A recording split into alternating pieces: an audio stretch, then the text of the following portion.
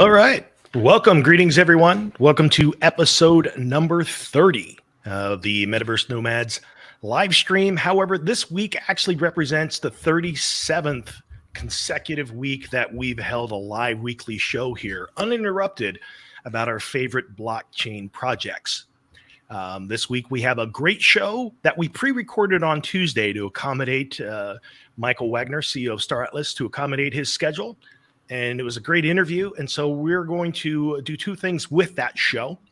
We're going to go over it here together, and so we can pause and have some comments about it. But also we've got that the interview in its entirety that will be posted live, or be posted, not live.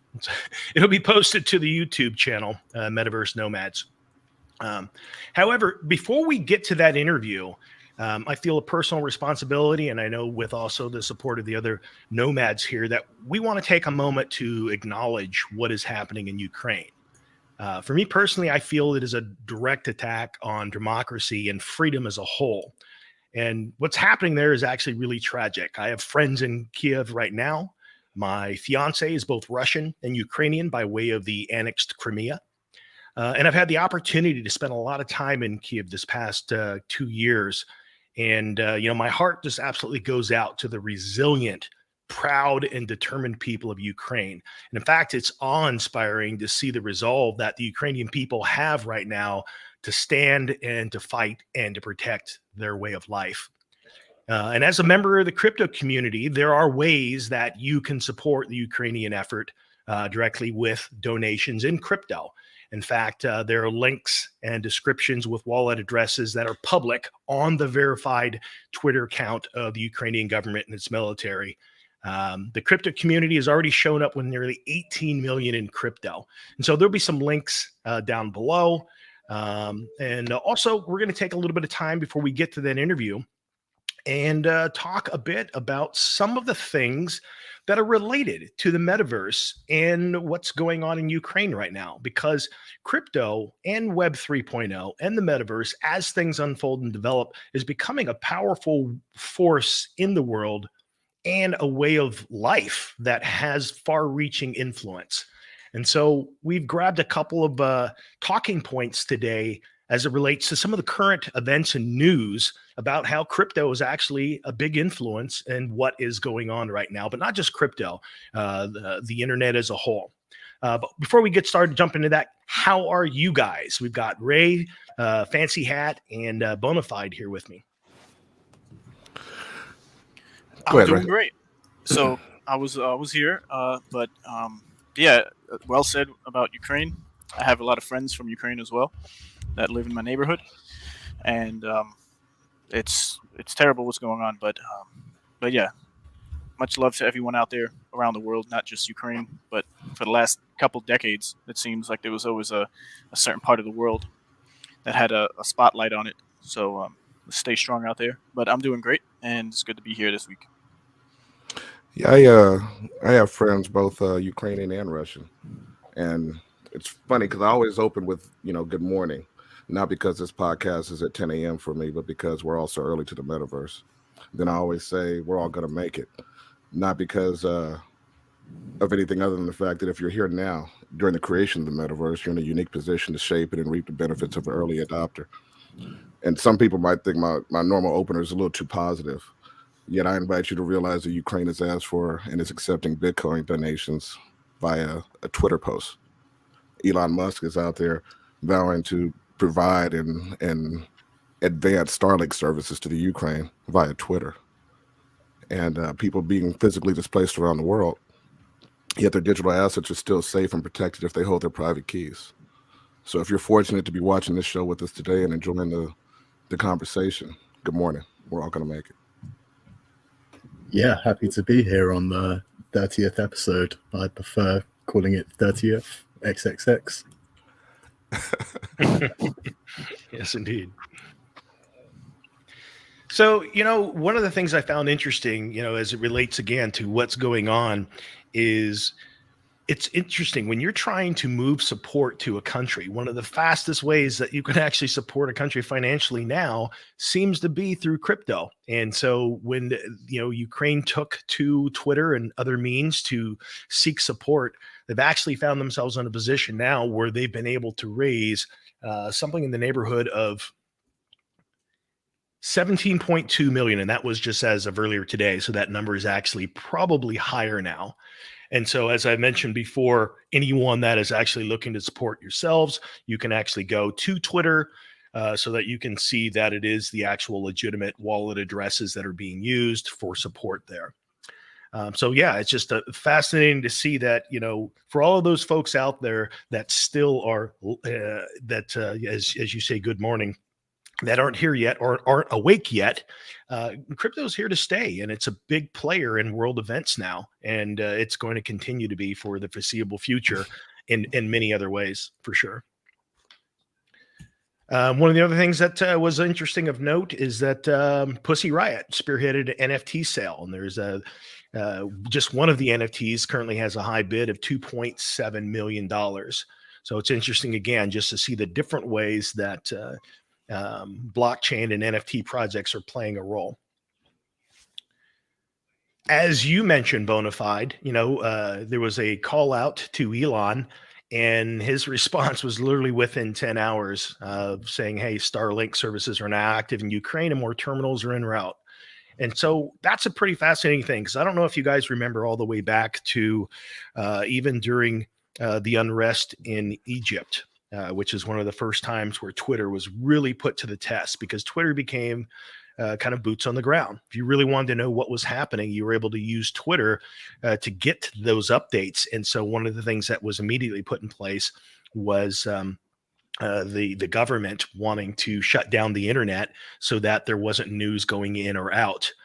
And also right now in Russia, we have the Russian government wanting to stop access to all of the main social media accounts. So basically that, if you're within the country of Russia, you're not seeing what the rest of the world thinks of what is going on. So by activating services for Ukraine, that gives them the ability to share what's going on. But what I think would be more interesting is if these same services were provided to the people of Russia, so that they too could have uninterrupted, unblocked internet without having to use a VPN. You took me right. You took me right back there, Jesse. I know I said I wasn't going to say it, but I'm still kind of salty with Elon about playing with the crypto markets last year. But you see something like this, he's modern day Iron Man. It's crazy. I never thought I'd see things like this in my lifetime. Right. Yeah. To have that kind of influence and to be able to wield it in a moment's notice. That's pretty impressive. Yeah. I'd like to make a point on the slide before this with Pussy Riot that there's so much money that wants to go to a good place in times of need. And you'll be surprised that 1,000 ETH is even possible for one person to have, because that happens often too with NFT projects. It's not just a cumulative donation that adds up to 1,000, but there's a lot of people out there who have made money in crypto, or even if they didn't come from crypto, they just want to have their money put to a good cause, or donated, or to help in some type of way. So on the decentralized Silk Road, it's the best way to do it, because your money's going to go to exactly where it needs to go from where it came from, and that's from your own personal wallet. And then from that point on, it's up to whoever received it and what they're going to do with it. But in this situation, it's just more power to the Ukrainian government to do what they need to do with it. Yeah, it looks like just when Fancy brought that up there, that the bid is already up over 3 million. And what's fascinating about that is just like when these crypto payments take place. Remember back in the day, I don't know if you ever tried to move money anywhere across countries and you're using the traditional means, it could take a while. As we're now, this is immediate support that can be put in play however they see fit. So it's a different world now with crypto involved for sure. Yeah, it's a shame that adoption is going to come from the angle of suffering and maybe war. It's like more adoption might take place when we hit rock bottom, as a society, other than just adopting. There's a saying that supports that necessity is the mother of invention. Right. Yeah, I was just about to say, I mean, isn't war usually a vehicle for human advancement? I mean, that's usually where we get the bulk of our technological growth is during times of war or prior to them. Yeah.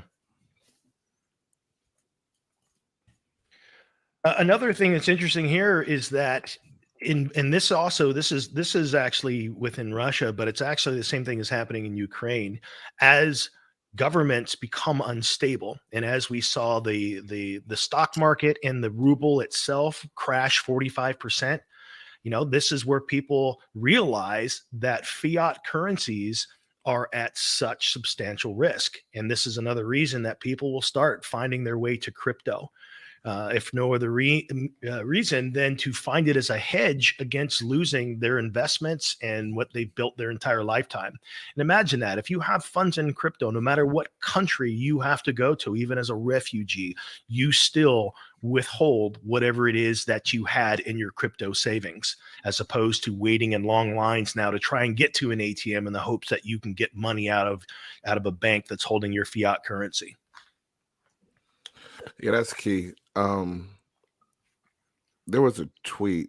Do we still have that, Fancy? Where this guy was talking about how he made it safely. And I always butcher the name of this country, but he made it safely to Kazakhstan. Kazakhstan.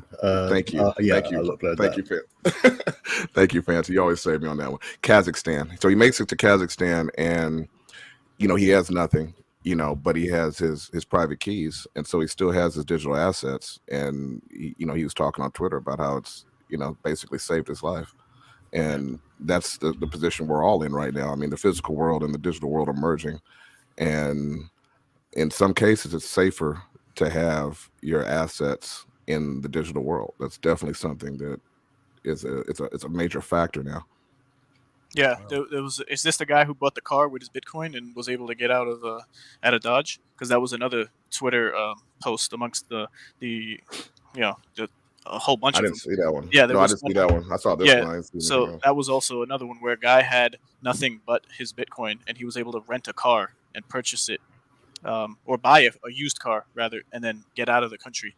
I guess in time for just to get out, just to relocate to a safer place.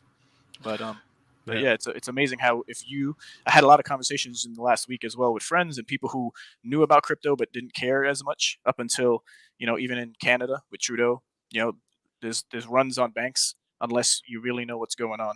If people out of fear take their money out of the bank, but they're maybe 2 steps behind from actually understanding what's actually happening.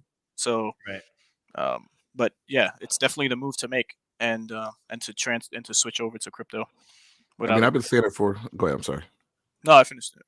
Go ahead. Yeah, I've been saying it for a long time. Like back in 2017 when I was telling all my friends to buy Bitcoin, they were saying, "Oh, the government's going to shut that down. They're never going to let it live." Blah blah blah. And I'm like, they would have to shut down the entire internet for them to kill Bitcoin. And it's as easy as me just walking across the border and being able to access my funds. So I'm not worried about what U.S. regulation or any other country's regulation does. And now you're seeing that happen. You're seeing that play out, in real time right now. Yeah. It's interesting. So you can't even you have to even if you're traveling on an airplane from country to country, you have to, especially out of the US, you have to state whether or not you have more than $10,000 in cash. Yet I can have a thumb drive in my pocket with $1 trillion on it and not have to mention anything. But they ask you on the app, there's paperwork that asks you if you have crypto on you Is that or with right? you. Yeah, On you. No one has crypto on them. The thing is that you don't. No matter how you answer, there's no way that but there you go. If you do have crypto, then you might be one of those individuals who are a potential threat. And then, ultimately, if they took you in the back room to ask you, there's no way they can hammer or get it out of you. Yeah, confiscate what you have. So it's going to be an interesting couple of years into the future. Unfortunately for me, my crypto was lost in an unfortunate boating accident. So right. Yeah, I don't. And to go back to what you were saying, Jesse, you don't even have to carry the thumb drive now. You can literally, if you put your stuff on a ledger or a treasure, you could pop over to another country, order a new ledger or treasure, and do your 12-word phrase, and boom, you're back in business. Hey, I just want to respond here to Monk. I see your comment here. Yeah. You know what? There are some amazing people all throughout Russia that are resisting and showing up and protest at the risk of imprisonment. It's an honorable thing for the people that are doing that. So yeah. And also with the media blackouts and things that are happening with social media, it's not easy for people within Russia to be completely clear on what's going on when what the rest of the world sees and what they're saying, unless they're actually using a VPN. And so, yeah, it's challenging. And I truly do not believe that what is happening is a reflection of the wishes of the people of Russia. I think it is the government, and specifically Putin, that is making these choices. This is an interesting comment by Monty here. In these terrible times, a lot of people have learned exactly what SWIFT is. I have people talking about it now who are looking at me like I had two heads a month ago. What's interesting, as soon as, turbulent times, we have war going active, going live, all markets crash, right? Right after that, you have sanctions by the US, you have sanctions by the UK. I think maybe Australia as well. You have basically Russian bank accounts being frozen all across the world. And immediately the crypto market starts going back on a rise. Why? Because crypto is unstoppable. So, Russia's been dealing with Bitcoin and such for a long time. You know what I mean? You're not going to shut them down just as easily as turning off their bank accounts. And this is where we're in an interesting kind of juxtaposed moment right now, where you have the metaverse and the physical world kind of, I wouldn't want to say fighting for supremacy, but they're both interacting in a unique way, and we're all learning live how to deal with this. And if you're not paying attention right now, good luck. Absolutely.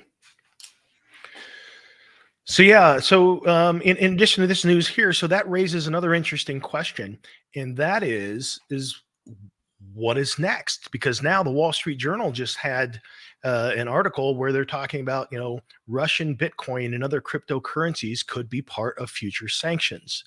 So now, what does that mean? Can you do that? What does that mean for crypto? Is that, it raises so many questions, because then this could also be used as a reason to put more regulations and more control over cryptocurrency by governments, because that they will jump all over this opportunity. So what do you guys think about this? So technically, you can't, because Bitcoin's not private. Everybody used to think that Bitcoin is private and that it was secret money, and it's not. You can track Bitcoin. And because of that, technically, you could blacklist Bitcoin that moved through certain accounts. And so you could say, hey, the Bitcoin that moved through these, what we think are Russian accounts, is now not accepted by Coinbase or accepted by crypto.com or whatever. So you can't cash out in these types of venues. And that's a possibility. However, this just speaks to the need for greater privacy. And because that's important. Even though, I don't take sides in situations like this, because they're far too complex. We have people that are from Russia. We have people that are from Ukraine. They're all hurting. So I don't like to take sides in things like this. But what I do take sides on is when you start dealing with the idea of censorship, and freezing accounts and blocking money moves is a form of censoring somebody and outcasting them from society. Right. Speaking of which, jumping back to the whole Swift thing, that is so true. There's so many people that have no idea, never even heard of what Swift is. And I can tell you, as someone that left the United States, moved here to the Netherlands, it is a chore moving money between countries, simply because there are checks and balances each step of the way. There truly is.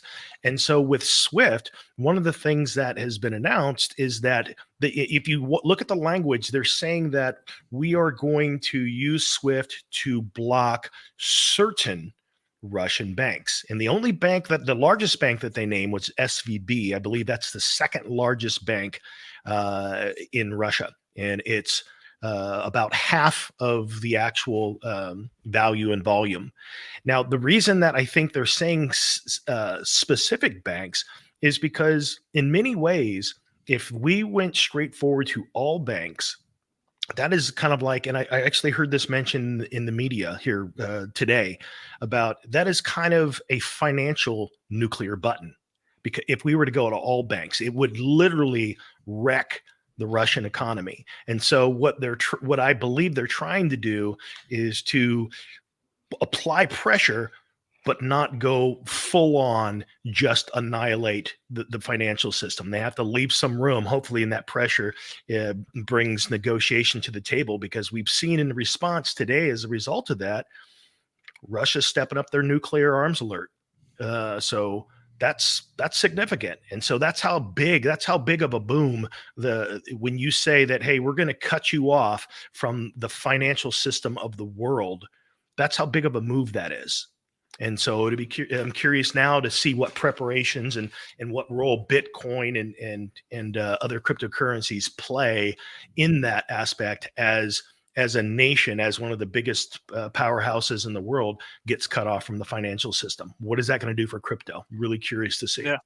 And you see, and I forgot to mention these articles earlier in the week, but the SEC filing against BlockFi with that $100 million fine, basically setting the tone. You could look at it either positive or negative for more adoption into the space of crypto. But then you also have from Blockworks.com that stablecoin issuers must be banks. So there's a slow encroachment on what we're going to be able to do from what we know how to do it now with stablecoins and decentralized. The decentralized aspect of cryptocurrency is always going to be there.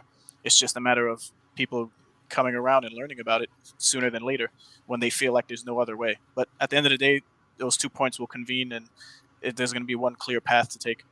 Because with Canada, Russia freezing, protesters' funds and the money itself not being of value anymore or backed by anything, it's only a matter of time. Yeah, and some of the biggest bag holders out there are like other countries, like the US, because of all their seizures that they've done. There was a huge one recently about that girl who made a load of rap videos. Also like North Korea, who just hold all of their scam money. But yeah, and to that point, that there's financial authorities can blacklist wallets, and that's what they have been doing. And so it's funny how with Tornado Cash you can reroute, I guess, or I forget the terminology or the lingo, but there's one that you can do that for Bitcoin, and I think I'll have to get my information straight. But other than on the Ethereum network, you can also do that with Bitcoin, and I think that's how they caught that girl who was the rapper on the Odriga X, or the exchange at the time. That's going to be a movie. It's got to be. Yeah. Insane story. It definitely will be at one point, but it's just how far are you willing to go to actually make yourself anonymous in the space, because there's avenues that you can take where that's possible. Addresses can be blacklisted and followed, like, as we do with each other when we buy and sell things amongst the community of NFTs. It just depends on how entrenched you are with the knowledge and how much you study to do these types of things. Yep. Shout out to Siggy from the chat. Do you think Russia would use crypto to move money? Siggy, I think they already have. I think they've been dealing with crypto for at least a year or two, if not many more. And any other major country out there, you're not going to know when your country first starts dealing with crypto. You're not going to know. You probably won't know for several years. When your country officially adopts crypto, that's when you know that they've been dealing in it for years ahead of time. They're not going to let you know as they first start making their moves into the space. But as Fancy was mentioning, several of the major countries around the world are already holding big bags of crypto for the reasons of them having basically, taken it or stolen it from criminals or whoever they deem were criminals at the time. So you're going to see this happening across the world. I mean, we already have quite a few countries that have already decided it's legal tender as well. So, I mean, it's here. Yep. This was another interesting twist as it relates to the Internet of Things.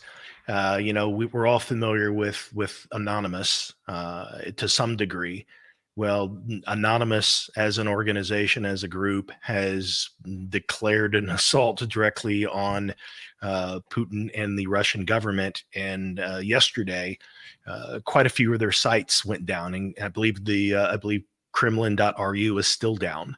Most of these are denial of service attacks, but some of them seem to be going a bit further. So curious to see how that unfolds. But again, it's just an interesting time we live in where so much of the playing field happens to be digital. And in this case, there's a cyber war on.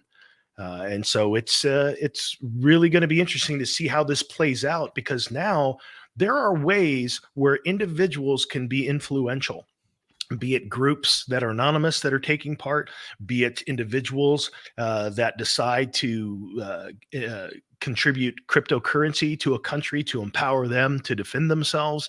It's an interesting time that we live in, that this would have been unheard of for citizens to have this kind of power to be influential even a decade or two ago.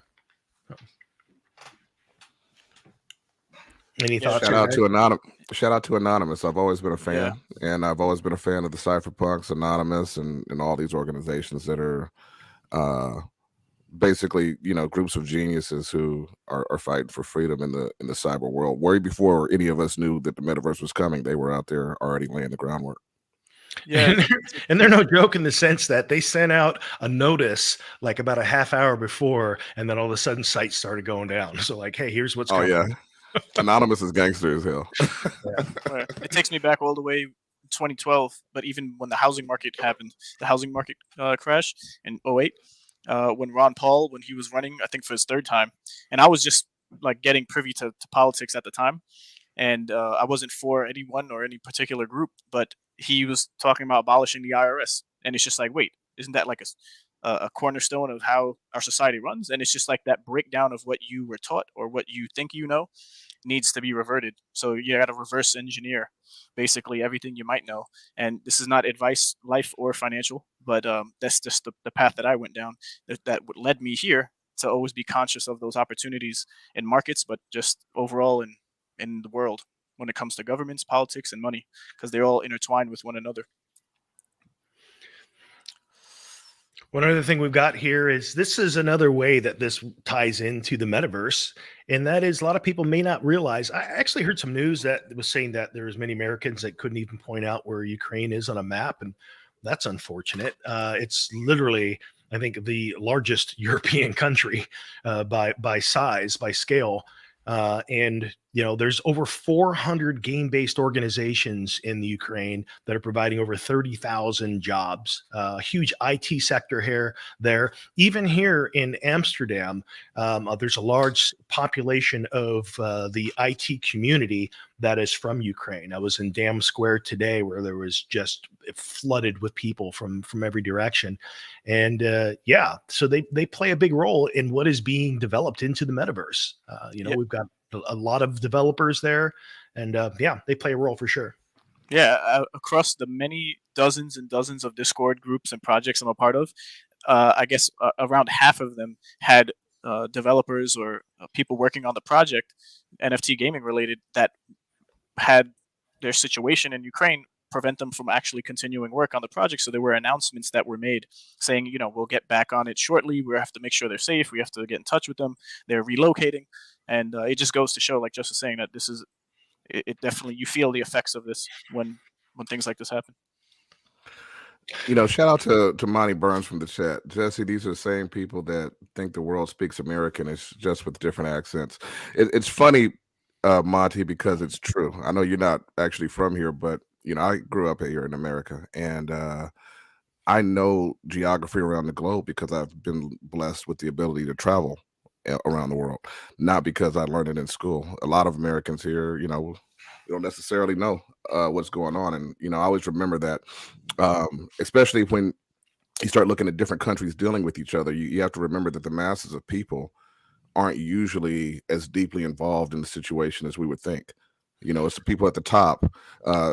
Famous quote, somebody said that wars are about young men dying for the pride of old men, and that's usually what you see going on whenever you see a war happening, is you see old men leading the charge over their pride or whatever's going on, and young men dying for it, paying the cost.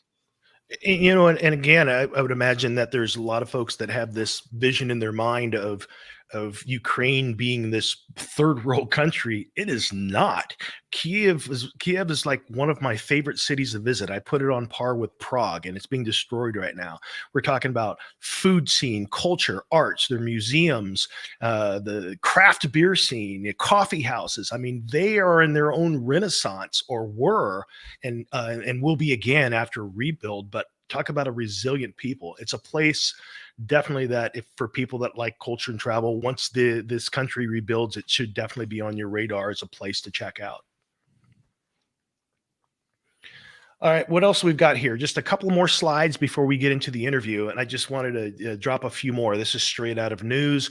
Gaming community, how the gaming community is showing up and providing support for Ukraine. Destiny 2's Game to Give proceeds go to helping Ukraine.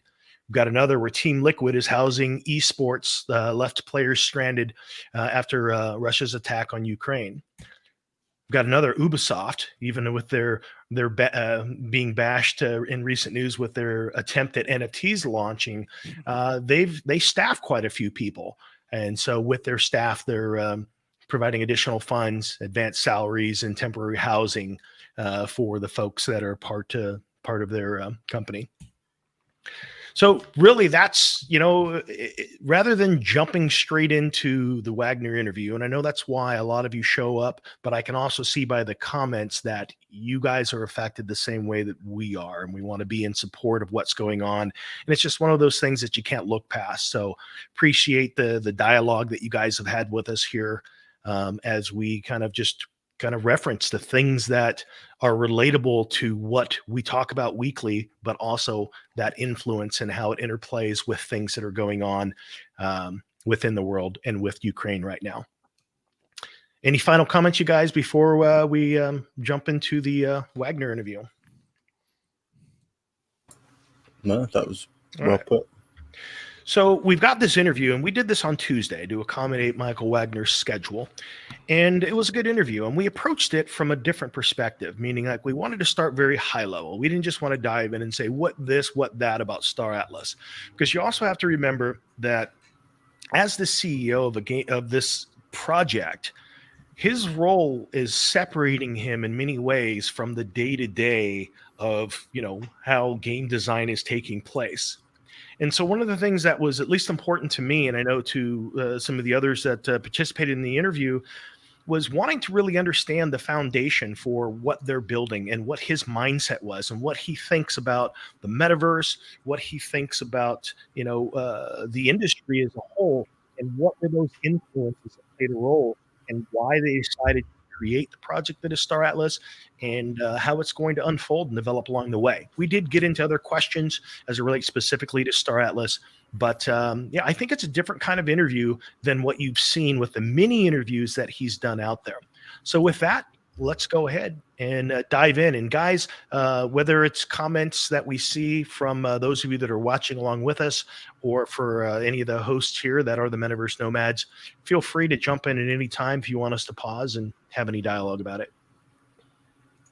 Episode number 30, Metaverse Nomads podcast, where we talk about projects that are laying the foundation for the metaverse. And with me today, are my co-hosts, and joining us is a very special guest. And for those of you who join us regularly, you know that we're not only big fans of Star Atlas, it's also the primary focus of our gaming guild, Rome. So therefore, Star Atlas needs no introduction, nor does the Star Atlas CEO and fearless leader, Michael Wagner. Michael, welcome to the show. Hey guys, great to be here. Thanks for having me on. You know, in the past, you've been incredibly generous with your time. In fact, a quick search of YouTube, anyone can find dozens and dozens of your past interviews. And since our audience already knows you really well, it makes it easy for us to skip right past what is Star Atlas and, you know, about your background and just jump right into some of the burning questions on our minds. But also, I wanted to kind of start at a very high level. But before I do that, how are you guys? You know, we've got Banjo here with us, and we've got Ray, and we've got Fancy. You guys doing good today? Yeah, I'm doing all right. It's a pleasure to have you here, Wagner. And thank you for all of you who are watching. We hope you enjoy. Same here. Doing well. Wagner, glad to have you here. You know, one of my gripes on the town hall is talking about how much we love the team, but I think this is a safer environment to say how much we love the team. So really appreciate having you on today. Yeah, thanks so much. Yeah, obviously we're very fond of the talent that we've been able to recruit over time. And I think, you know, just given the immense interest from not only the community, but talent pools all over the world in joining Star Atlas, where, you know, it's really going to enable us to deliver on this vision, this very ambitious vision that we've outlined. So great to be here with you guys. Rome, big supporter of yours as well. You guys have been around with us in Discord and participating in town halls and communicating with us now for quite a while. So thank you guys for all your support of Star Atlas as well. You know, I think a good place to start is from a high level and just really talking about the metaverse and what were some of the inspirations for your vision for really wanting to bring Star Atlas to life. When you're talking to your friends and family, like, or just someone that isn't so tech savvy, how do you describe what the metaverse is and what you're building with Star Atlas? Yeah, I mean, this question is one that's been coming up more and more, you know, because the metaverse itself, the concept, ideation of the metaverse is still in its formative stages. So there's, you know, I've said this in the past, but there's no real like clear-cut definition of what the metaverse actually will represent going into the future. I like to present it as, you know, quite simply an alternative digital economy that is open for participation from anyone around the world. So that's kind of like, you know, thinking of the foundation of any society, the economy is a critical component and cornerstone of that. And so that's kind of what we're doing here at Star Atlas, is building a digital economy that's, you know, based initially on gameplay as the primary attraction and application that will bring people into our metaverse or our section of whatever the broader metaverse will become. And, you know, focusing in the future on the other aspects of metaverse development. So things like social interactions, education, workplace, commerce, shopping, you know, all of these various independent sectors of the global workforce today will be disrupted in some way and represented in the metaverse. That's my opinion. I also think of it largely as the next generation of the internet. So essentially everything that is possible on the internet today is going to be possible and executable inside the metaverse of the future, just in a more immersive digital environment. A bit of an add-on question to that is, if you had the endless resources to build out the metaverse as you envision it, what does it look like, you know, 5, 10, 20 years out, if you were able to do it any way that you wanted it? I don't want to sound arrogant in this response, but we've demonstrated enormous success over the past year. So that's not to say that we have endless resources today, but we actually have more resources than we're able to deploy presently. And, you know, so we're walking through the structure and strategy of how to maximize the utilization of our own treasury assets. But, you know, to be honest with you, I don't think we would change the roadmap or the vision in any capacity from what we've outlined currently. You know, we're developing out on as aggressive of a timeline as we possibly can right now. So maybe just to lay out that roadmap again a little bit, we are focused primarily on building out this AAA gaming experience first and foremost. Going back kind of to the previous question of, you know, what is the metaverse? I think of that as the platform. And then there are going to be a variety of applications. That could be work, that could be education, or in our case, you know, our spearhead into this is a gaming application that's highly enjoyable, entertaining, engaging. It should be gameplay that people would want to participate in and engage in, with or without the financial incentive structure and mechanisms that we're building that are only possible through, things like NFTs and crypto native assets and the operation of the DAO. In our roadmap and our vision, it's essentially spending the first years developing out that foundation and building those structures, but also focusing largely on gameplay. I think what is really critical about developing out a successful both economy and metaverse is the accrual or attraction of users, particularly in the short term. This is kind of a land grab, right? I mean, there's how many metaverse is now everywhere. You hear it everywhere. Major technology companies are looking to develop out their own ecosystems and their own environments. Look, the Microsoft acquisition of Activision Blizzard for $69 billion. There's an underlying strategy there to move into digital environment development and metaverse. So without question, Facebook rebranding itself, its holding company, to Meta.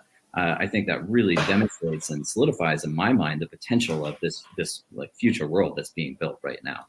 But as a component of the land grab is, what is the attraction? How do you get people into your world, into your universe as a starting point? And so we're doing that with gaming. The future though for Star Atlas is to focus on building out tool sets, so APIs and software development kits, SDKs, that are going to enable a future of entrepreneurs to create their own experiences, user-generated content that will live inside and around Star Atlas universe itself. Being able to enable and empower the world to create within your ecosystem is going to lead to exponential explosive growth and development, which is very synergistic with the existing users as well as new users. There's economic incentives in place to build in this world because the users are there. More users will join because now there's more experiences that other people externally are developing, and it eliminates the responsibility and the burden on us as a development studio to create everything, right? And we're essentially sharing in the economic upside, the distribution of value throughout this economy with everybody who's creating within it. And we're building the structures today that provide those incentive structures. Yeah, I mean, more to the point, I don't think we'd really change anything about our roadmap. We see gaming as being able to bring in the users. That's going to attract the builders because now they have an audience to sell their products to. And it continuously compounds going into the future. And it's so hard to say, what this timeline actually looks like. But I can tell you honestly, we're thinking on 20 to 50 year timelines, not 2 to 3 year timelines. Is there a greater bottleneck with technology or with the deployment of manpower to actually roll out what your vision is? Yeah, I mean, on the technology front, we're blazing trails here, right? Like we're working with alpha software, beta software in virtually every component of the application that we're developing. And even conceptually or philosophically, the idea of, say, the DAO, there's no clear framework or playbook to create a product around or to create a governance structure around. And in so many ways, the governance structures that exist societally today are the ones that we're trying to disrupt. We don't even want to model our own DAO off of, say, any sovereign state or country's government structure. We want to create a new, more inclusive system. That in and of itself is a massive undertaking, right? And will require a lot of feedback and communication with the community, with the public itself in developing this out. Now, we certainly have ideas of how we think the best initial implementation would look. And some of those are structured so that we can ensure that we maintain our, say, control over that structure in the immediate term so that we can continue to build out our vision. I talk about this a lot. We need to maintain control of the DAO for the first really 5 to 7 years. We want to bring this product to market. We want to lay the foundation. Now, that doesn't mean that the DAO itself won't have various proposals introduced that we abstain from that are still impactful to the community and impactful to the game. That's all going to be possible. But what we don't want is to relinquish control before we're able to build the foundation of something that we think can be revolutionary. So technology is tough. Solana has encountered its own challenges over the year. Those are challenges due to success, though. I mean, whenever somebody asks me, are you still bullish Solana? The network's gone down. Well, yeah. I mean, it's the network that's growing faster than any other. It's a victim of its own success in that when you have more people innovating and building applications and actually using the technology, sure, you're going to stress test it. I have absolute confidence that the team is going to resolve those issues, and we see how quickly patches come out to introduce those fixes. But Solana, using Serum's beta, we're even working in early access version of Unreal Engine 5. It's not even fully released yet. right? So there's a lot of things that are unknowns for us, a lot of unknown variables that we have to work through, and we're totally comfortable navigating that space. But it does mean that it takes a little more time, right? Because we're doing R&D, we're doing testing. Not everything works. We have to go back to the table, scrap something, and start over and rebuild. So that's part of the challenge. On the employment front, again, I think a very encouraging metric for us that I often share in the town halls is just how quickly we're attracting new talent. And the figure from the previous town hall was that we added 13 employees over 11 days, the first 11 days of February. We hire on average almost one person per day. I think it's very promising from our recruiting standpoint that we'll more than double the team over the course of this year. And in 2 years, I could see us being 1,200 to 1,500 people strong internally. And I'll just kind of close with, in terms of the previous question about unlimited resources, we are well capitalized. We've experienced a lot of sales, but what is important for the community to understand is that none of that's going in our pockets, and we don't intend to slow revenue, by the way, because we're competing with the likes of Microsoft, we're competing with the likes of Meta, who wants to spend $10 billion per year in building out their metaverse. Well, right. Yes, we've done phenomenal in our first year, but we know that the capital resources necessary to execute on this are substantial, considerably larger than what we have today. So we don't intend to slow down revenue, but every dollar is going right back into increasing the team size, motivating the team, providing a great internal incentive structure for that talent, so they can bring their innovative ideas to the table and provide them with an environment where they can feel free to operate and use their sophistication to bring innovative products and tooling to Star Atlas itself. Well said. Back before we as a gaming guild, Rome, before we were exposed to Star Atlas, we had already been a guild formed focusing on other games and other that are in development. And I remember one of the first interviews I saw with you, and the thing that drew me in, and I think probably the same for many of the rest of us here, is how open you were in communicating what you were doing and what you had planned. And you addressed some of the things that a lot of other companies were shying away from. We had lots of conflict in other communities simply for asking them what the utility of their NFTs were. So that was refreshing. And also the other thing that made sense to me is that you're approaching it from the background in education and finance. Mm-hmm. So when I look at some of the other projects out there, it seems that there's a heavy focus on the gameplay and a lot of the dreaming of what games can be without really establishing a foundation that can be long lasting economically. My question for you is, how much of your background in finance and your education, how much of that has influenced the way that you are looking to create this semi-virtual economy? And I'm calling it semi-virtual because there's aspects of it that make it a real economy. Definitely. Yeah. I mean, it's been incredibly beneficial, I would say, to the, things like token economic design and kind of internal economic design.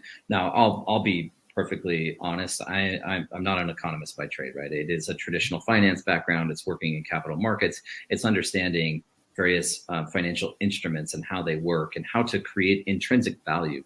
That is quite literally what I would do every day when I was working in portfolio management, is look at a variety of financial models, and based on those models, create or determine the intrinsic value of an asset, the fair price of something. Right now, that is one of the most complicated things for humans to interpret, just to be perfectly honest. And this is in any category, right? It's one thing when we're like going to the store and shopping, but think about any form of negotiation that you encounter with another person. And this could even be deciding where to go to a restaurant. Right. That's some form of negotiation, right? Understanding and identifying what is a fair value for any form of exchange is incredibly complex internal computation that we all have to do, and it's very difficult. So bringing that into the way that we're structuring the economy is certainly helpful. With that said, though, I want to give a lot of credit to the co-founding team, because I'm extremely grateful that we've been able to bring this group of people together. And it was, call it serendipity or what have you, but, I've worked with Jacob and Danny now for going on 5 years, I want to say. They got involved with me when we were building Tokes, which was the crypto and cannabis platform, which, by the way, we are in the process of re-envisioning right now and bringing something to market on that I think the community at large is going to be pretty excited about. Just a little teaser, but having met them through that process and built and established one company within there and figuring out that we work well together was great. Pablo is somebody that I met in 2018 as an indirect result of what we were doing at Tokes again, because he was also involved in the cannabis industry and maintaining that relationship over the years. But when you bring all four of us together, we have this extremely complementary skill set.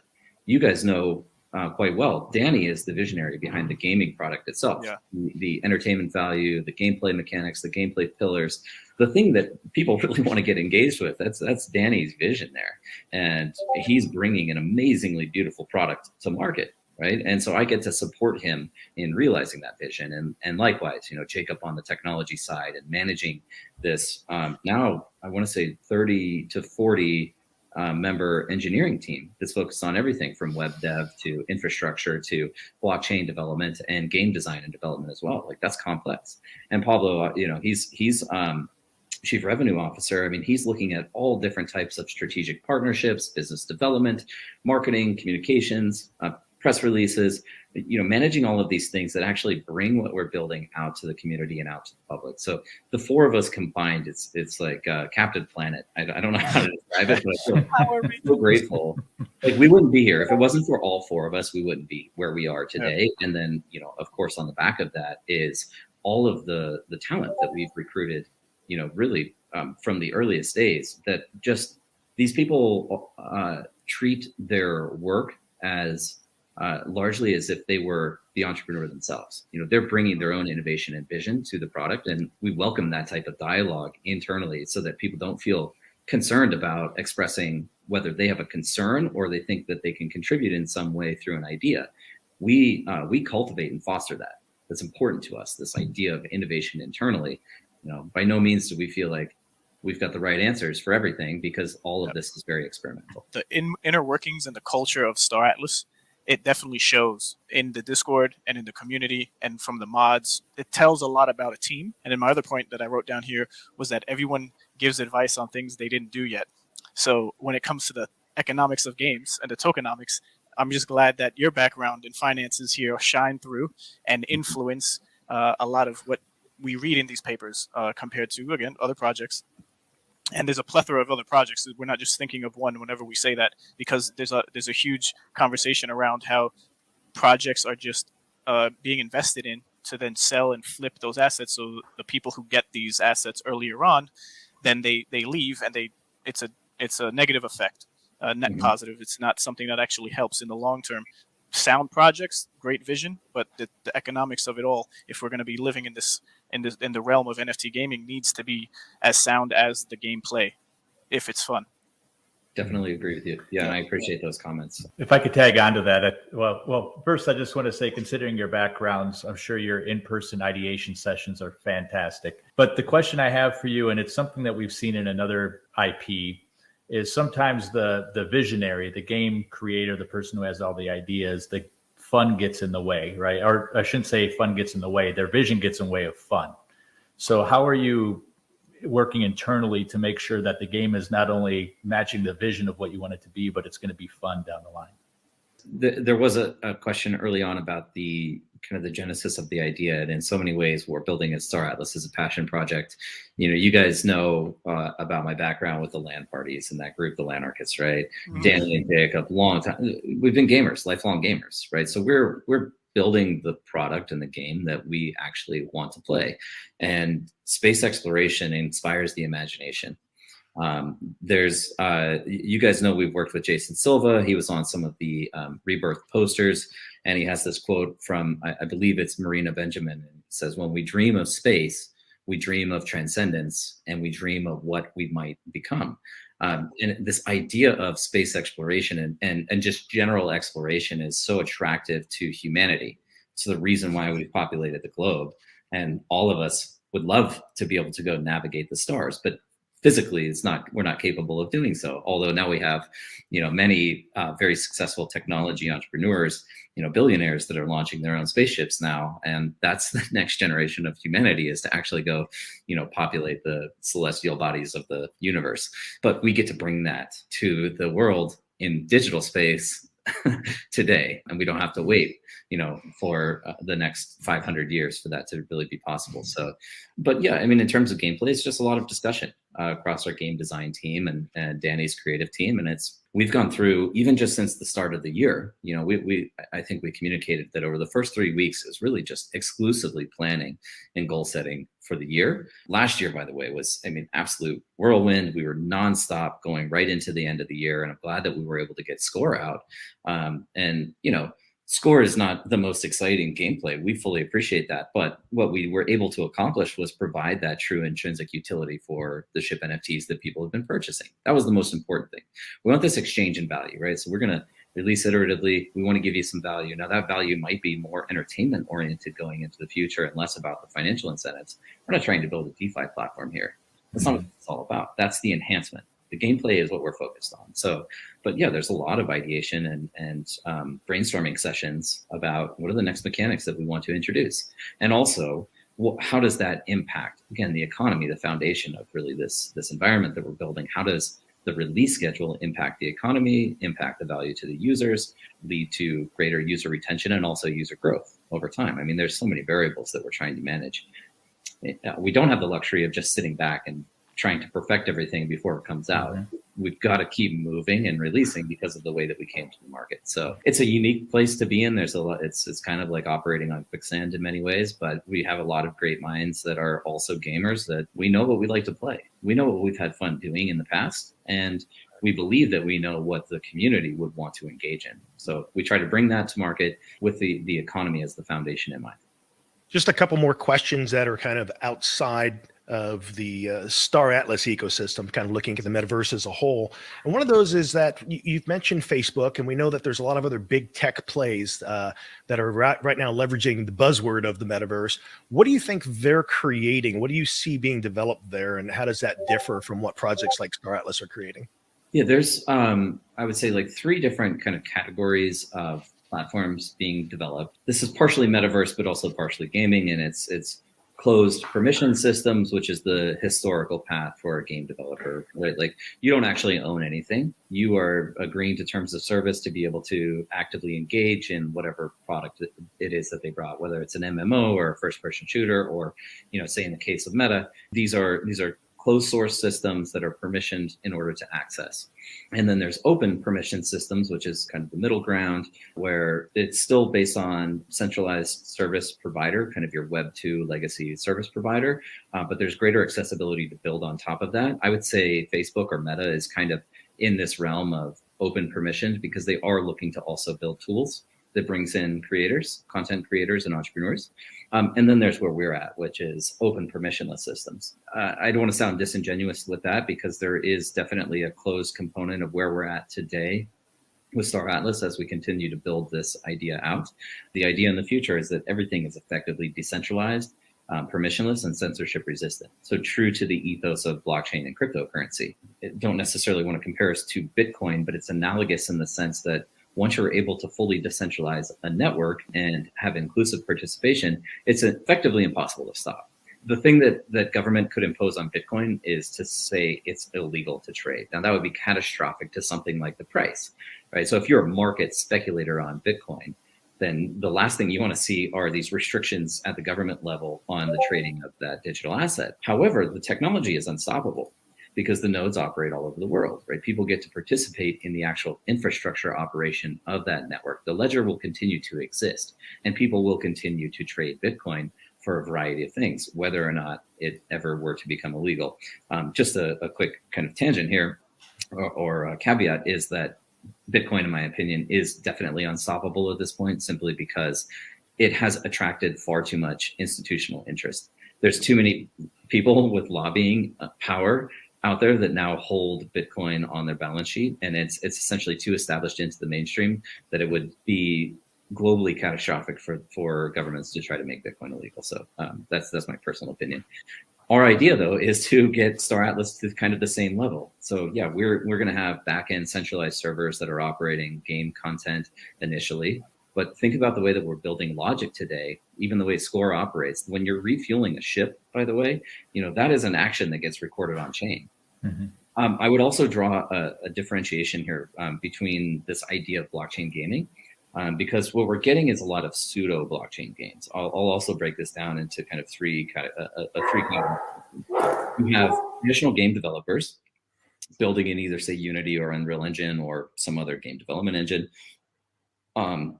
They're bringing all of those features just as they would as if it was a regular game. And then they're introducing, say, NFTs as an asset class within the game. That's kind of the easiest implementation. People are claiming that that is a blockchain game. In some capacities it is, but again, I think that's a little bit disingenuous.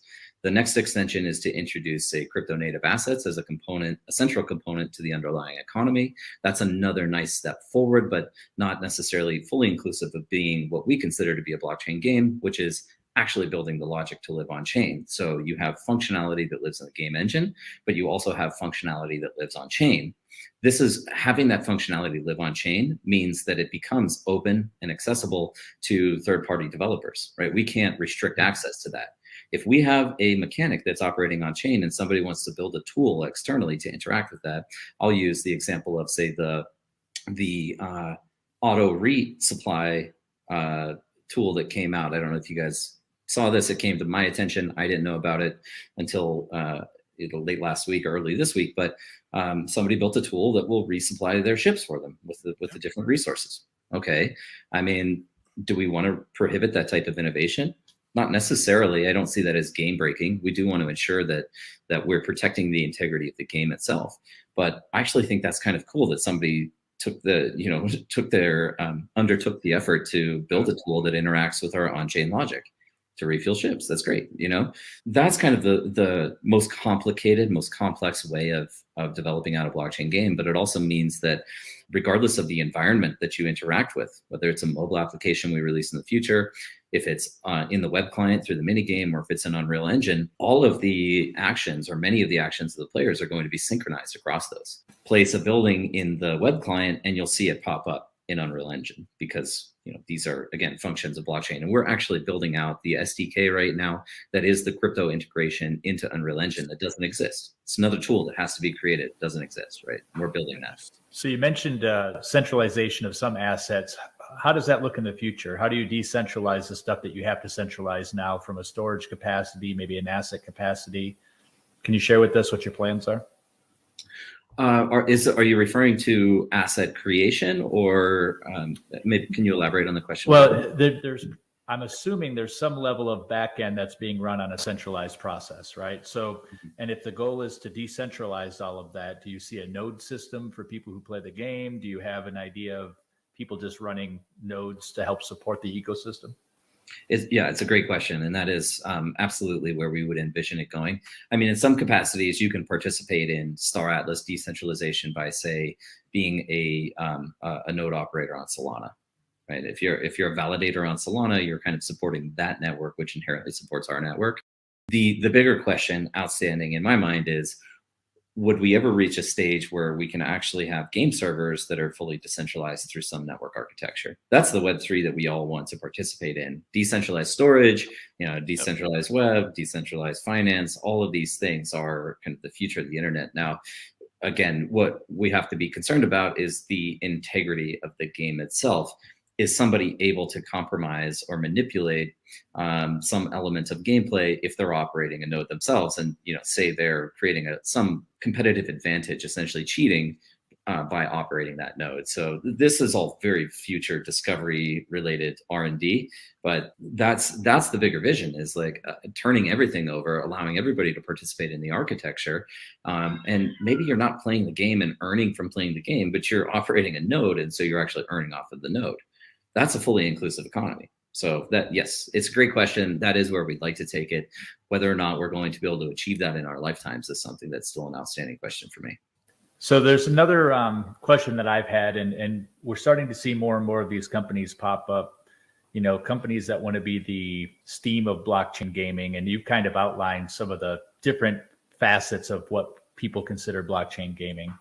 So if you think about a company that wants to do that, and we'll stay away from the names of who they are, what do you think those companies need to offer the developers to create a successful ecosystem? I do think that the tooling is going to be important, but to be frank, I believe that we could reduce this down to, do they have the users presently? This is where, again, I think that Star Atlas is going to have a considerable advantage, because we're going to have the game that brings in the users that will be able to be exposed to new experiential opportunities that are created by third-party developers.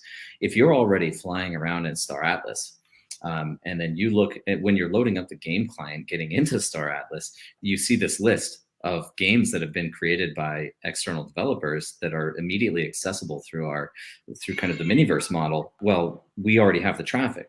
If you have the traffic, you have the users, then you have the reason to encourage new developers to build on top of your platform. So yes, it's important to create tools like this Foundation SDK, which is what I was referring to when I said we're building the crypto integration into Unreal Engine.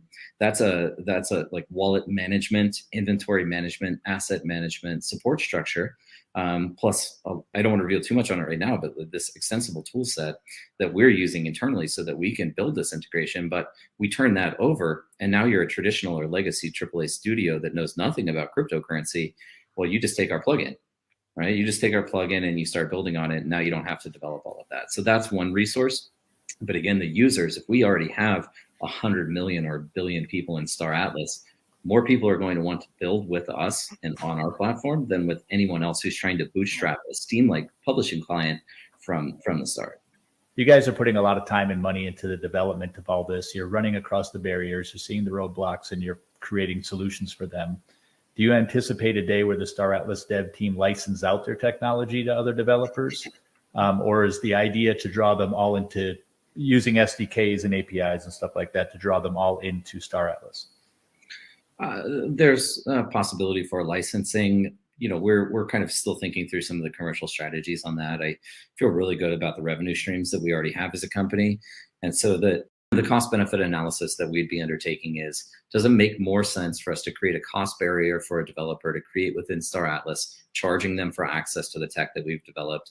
Or do we benefit greater by simply providing that to anyone who wants to build on Star Atlas? And yes, we don't capture any immediate economic value, but what we do capture is the value of, you know, a larger GDP and user base across the entire universe of Star Atlas.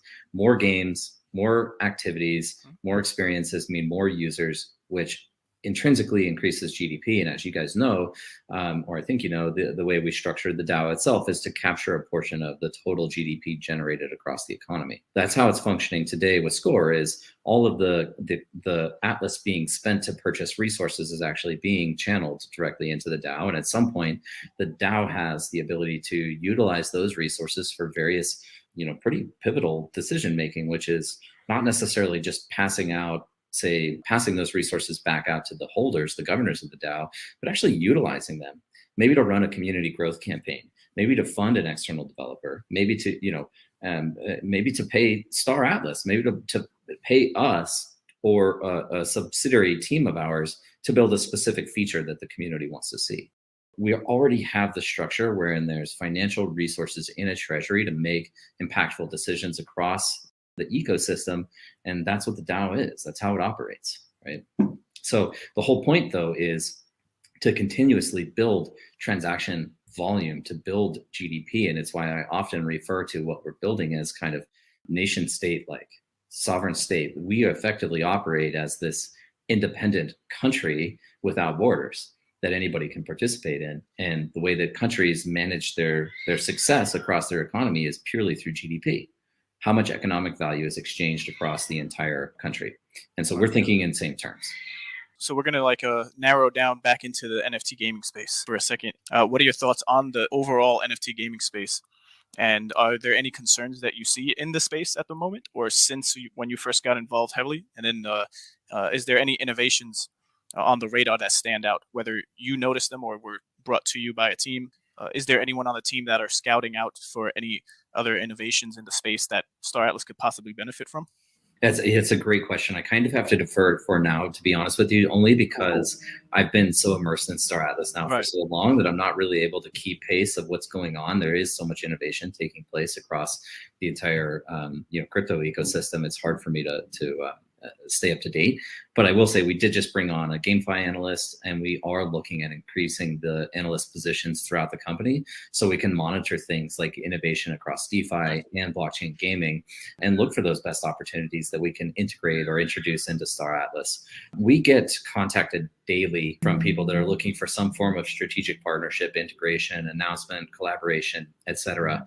Once going back to my earlier point about, determining the value of, say, a relationship, that is a very complicated equation. And in many cases, we understand that right now, because of the, call it success, kind of, I almost hate to say enormity of Star Atlas, but how quickly we've exploded into the scene, we understand that we bring a lot of value to anyone that we partner with. But at the same time, we want to ensure that there's a true long-term sustainable relationship with anyone that we engage with, because it dilutes us every time we say we're partnering with someone else if it's not genuine. So part of the new team that we're building out on the growth side within Pablo's department of revenue ops is looking at all of these strategic partnerships, but also the innovation that's taking place, analyzing those as opportunities, and then looking for ways that we can build upon Star Atlas with that information. And so I'm looking forward to the day where I can get let's call it the weekly debrief of, hey, These are the 5 hottest projects. This is what they're doing. This is what they're doing different from us. And this is how we believe we can improve what we're doing at Star Atlas.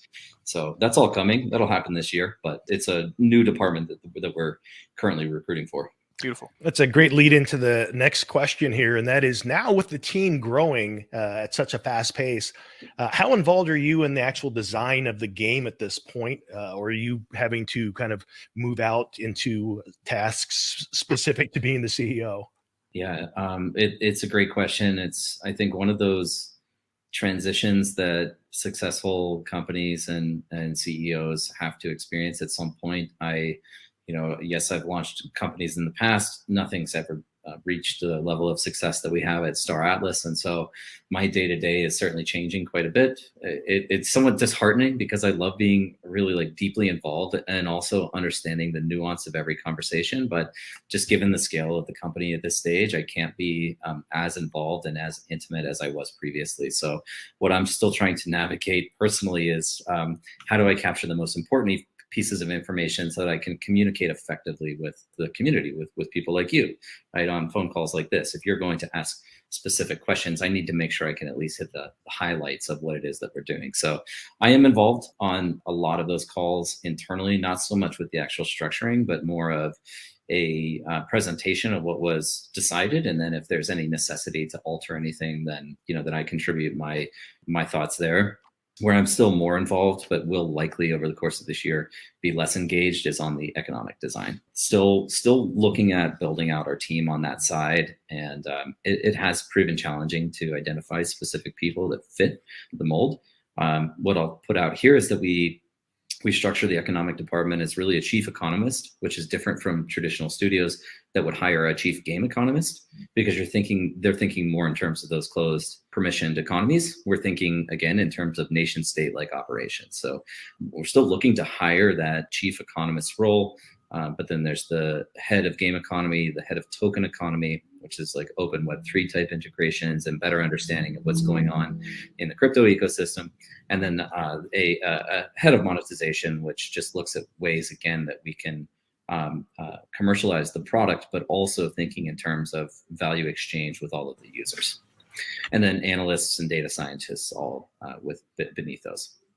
It's a lot. I mean, do you guys feel like you guys are doing all of the pioneering, or do you feel like there's even any projects, anything out there that you can lean on and look to and say, okay, there's a model? Or is this pretty much from the ground up, you guys, we got to build it? I might not be speaking for the entire team. Again, with all of the communication that's going on, people are posting examples of things like governance frameworks, DAO frameworks that other people are introducing. One of those frameworks that we're exploring right now is Tribeca, which is deployed by Saber on Solana. So, certainly we're not creating all of the innovation throughout the space. We need to rely on the minds of the global population in building out what we're building. And again, to me, it's one of the greatest advantages of building in this open Web3 world is we get to pull from all of the creativity that exists out there. All of the DeFi protocols that are being focused on centered on within Solana right now, at some point will be integrated in some way into Star Atlas, whether it's just as a third-party service that people can locate themselves and go, deploy the resources, like Tulip Garden, for example, being able to lend out your Atlas and Polis. Awesome, right? We don't have that directly integrated into our front end, but people know it exists, and that's an advantage to our users. That's a benefit to our users. So all of these things we get to pull from. So with that said, we see ourselves as kind of a North Star in the space, and we also take a lot of responsibility, we believe, in stewarding this appropriately going into the future, because we are probably a beacon for many other teams that are looking to build. When it comes to gameplay itself, we see it around the industry, we see a lot of different approaches, but most of them seem to have some really large assets that they will use in sale of the game. Now, the assumption is, from the outside looking in, is that is one of the models used to raise capital to be able to do the things that as a game developer you need to do. Is there something underlying that leans towards creating a level playing field for anyone to have the hero's journey in a game? Or is it designed from the very start to be a kingmaker, meaning like, here's a big asset, and from immediately day one, this group or this individual is going to be a really big influencer within the game? Is there any thought or leaning to one way or the other, or are both of these things considered? Yeah, I would liken kingmaking to kind of pay to win, which is certainly what we want to avoid. I mean, definitely our objective here is to create balance throughout the game, such that people are able to pool resources competitively to be able to participate in all end game activities. Obviously, you guys have a great guild. You have many members. It's one of the areas that we think is going to create a lot of value for the individual player, is participating collectively with other individuals in the execution across the game. There's so many deep layers of complexity in the way that we structure like career paths and progression, that we believe that there will be opportunity for everybody. Certainly somebody who has a Titan or commandership is going to be able to defeat somebody who has a small or extra small ship. But if you're able to combine resources, then a Titan should not be invincible. I guess, let me just put it that way, right? And also, we want to encourage this community group participation across even things like factions. So sure, you have your DAC, and you guys have your own internal strategy of how to operate, maybe maximize resources and efficiency of productivity yourselves. But that doesn't mean that you guys are going to even be able to complete everything yourselves. You and your faction will need to combine resources on some mega structures, and maybe the only way another Titan is created is through a faction level group participatory vote through that internal DAO infrastructure, right? So the faction DAO can determine if and when another Titan class ship gets introduced. So what we do want to create is a system wherein people are able to continuously grow, both financially and progressively in leveling of their character, strength of their character and attributes. But what I believe is that we can create this system wherein you're, through the in-game earnings, you're kind of reinvesting that back into yourself and continuously improving upon the ship class and character class and land class that you're operating. So you can grow, right? We don't want to restrict anybody to a particular style of operations. We want you to be able to grow and progress personally through the game. And we think that doing so with guild members will make you more effective at that, but it doesn't mean that that's a requirement. Makes sense. With the Titan ships themselves, one of the things that's come up on our show a lot that we've had questions about is why so early in gameplay? It almost feels like either this end game thing that you should be aiming for, or perhaps something that you build up to as a faction rather than just right out the gate. Here's God mode. That's kind of, it kind of seems that way. So I'm just curious what the thoughts were behind it. And I'll add to this. One of the suggestions that someone came up with on the show is that why wouldn't the auction be for perhaps blueprints to be able to build your Titan? That way there was still some runway before all of a sudden you had this dominant player, this dominant force in the game. I don't think we're necessarily fully decided on path of execution for the Titans. We've outlined what a release schedule would look like this year, which is inclusive of all of our ships, by the way, not just of the Titans. I guess what I want to clarify is it's not necessarily about revenue for us. We do see these as being very high dollar value items. We think they'll sell for a lot in auction. And there is a publicity component there that's incredibly beneficial to the entire ecosystem. When you see, Forbes picking up or Bloomberg picking up articles or drafting articles about, sales greater than 1 million or 500,000 or, whatever the case may be, this is a lot of exposure for us as an entity. And so we see considerable earned media value in being able to do that. That earned media being something we didn't have to pay for or necessarily contribute to. It's the media picking us up because what we're doing is impresses them in some capacity. And so that's not exclusively beneficial to us as a team, by the way. Again, we think about the growth of the ecosystem, the growth of the economy being denominated in growth in the user base. The more users, the more value exchanged. That benefits the DAO. It means more people are interested in assets. So it's kind of a marketing strategy in many ways. Just to be frank, it's a way for us to, we believe, get great exposure to the global population through a successful auction process. Those assets are, again, though, not intended to be God mode by any means. They can be destroyed. They will be destroyed. And a ship like a Titan being destroyed is also probably going to make headlines somewhere. That'll make news. Same in Eve, right? When like millions of dollars of Eve assets are destroyed. Yeah. Well, now there's real financial consequences, though, because we're doing this on chain. So I hope that answers the question. It does. And you had mentioned community-based, development towards different structures. And I think we've heard in the past Dyson Sphere, we've heard, Titans. Is there any other large community projects that you anticipate coming into the game? I can't speak to anything else right now, to be honest with you. But again, these would be collectively managed and collective resource requirements to be able to develop out these mega projects. But largely it's going to be based on things like, do you have a construction facility capable of building out ships on the scale of Titans, right? Like a shipyard module that can actually develop a Titan before a faction can, even if they have the blueprint, before they can even develop out a Titan or build one, they're going to need the shipyard facility that's capable of constructing it. And so something like that might be a faction-wide activity or project. Good to hear. Speaking of newsworthy events, potentially another newsworthy event for Star Atlas this year could be land sales, if that actually takes place. This is an article that was talking about how last year, which I think these numbers actually look a little light, we're about a half a billion in metaverse real estate. The expectation of $1 billion this year.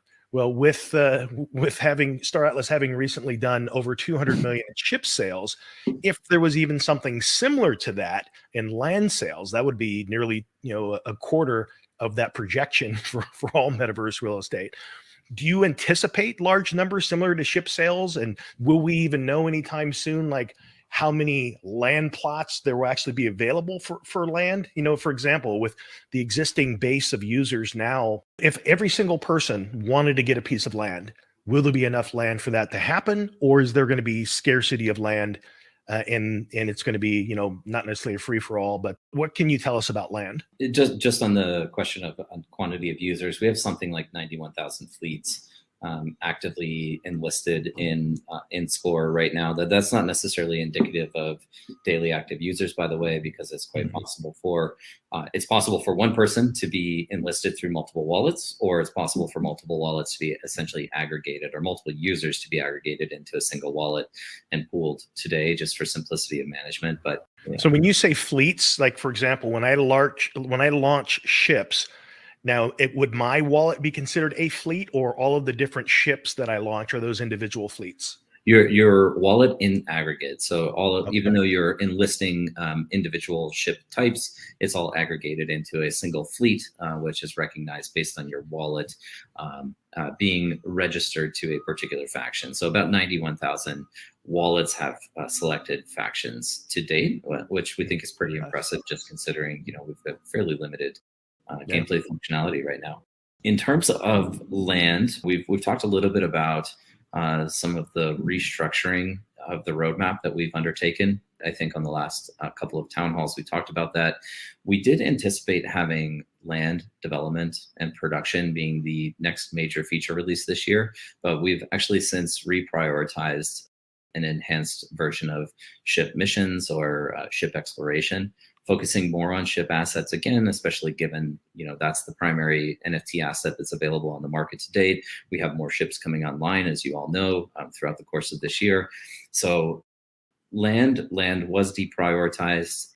Little alpha for everyone out there is that the new ship mission module is going to lead to some land-based resources that will be able to be utilized. What we aren't going to be doing for land sales is pre-selling prior to ability to utilize that asset. So whereas with ships, ships were being sold in the Galactic Asset offering before we had any gameplay functionality. We actually thought gameplay would come a little bit sooner than it did. It just took us a bit longer to get that feature out. We are going to strategically withhold land until we know that we have the actual functionality in a gameplay loop that would be near immediately released after the release of land. So can't give you any additional information on quantity of parcels or pricing of parcels. We do have some rough figures for that, but by the time we get there, all of that's likely to change. I would say, at least with the smallest land parcels, though, very similar to extra small ships, is we want those to be in ample supply so that everybody can at least get access to that gameplay loop should they want to.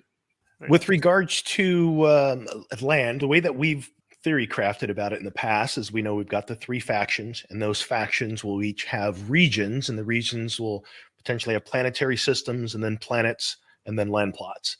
Is there any forecasting of how many regions for regional DAOs there will actually be per faction? Is that something that's been finalized yet, or even anywhere close? Yeah, not finalized, but I got an engineering update every 3 weeks. We do three-week sprints for internal planning and then execution. And so every 3 weeks we have a demo day, internal demo day.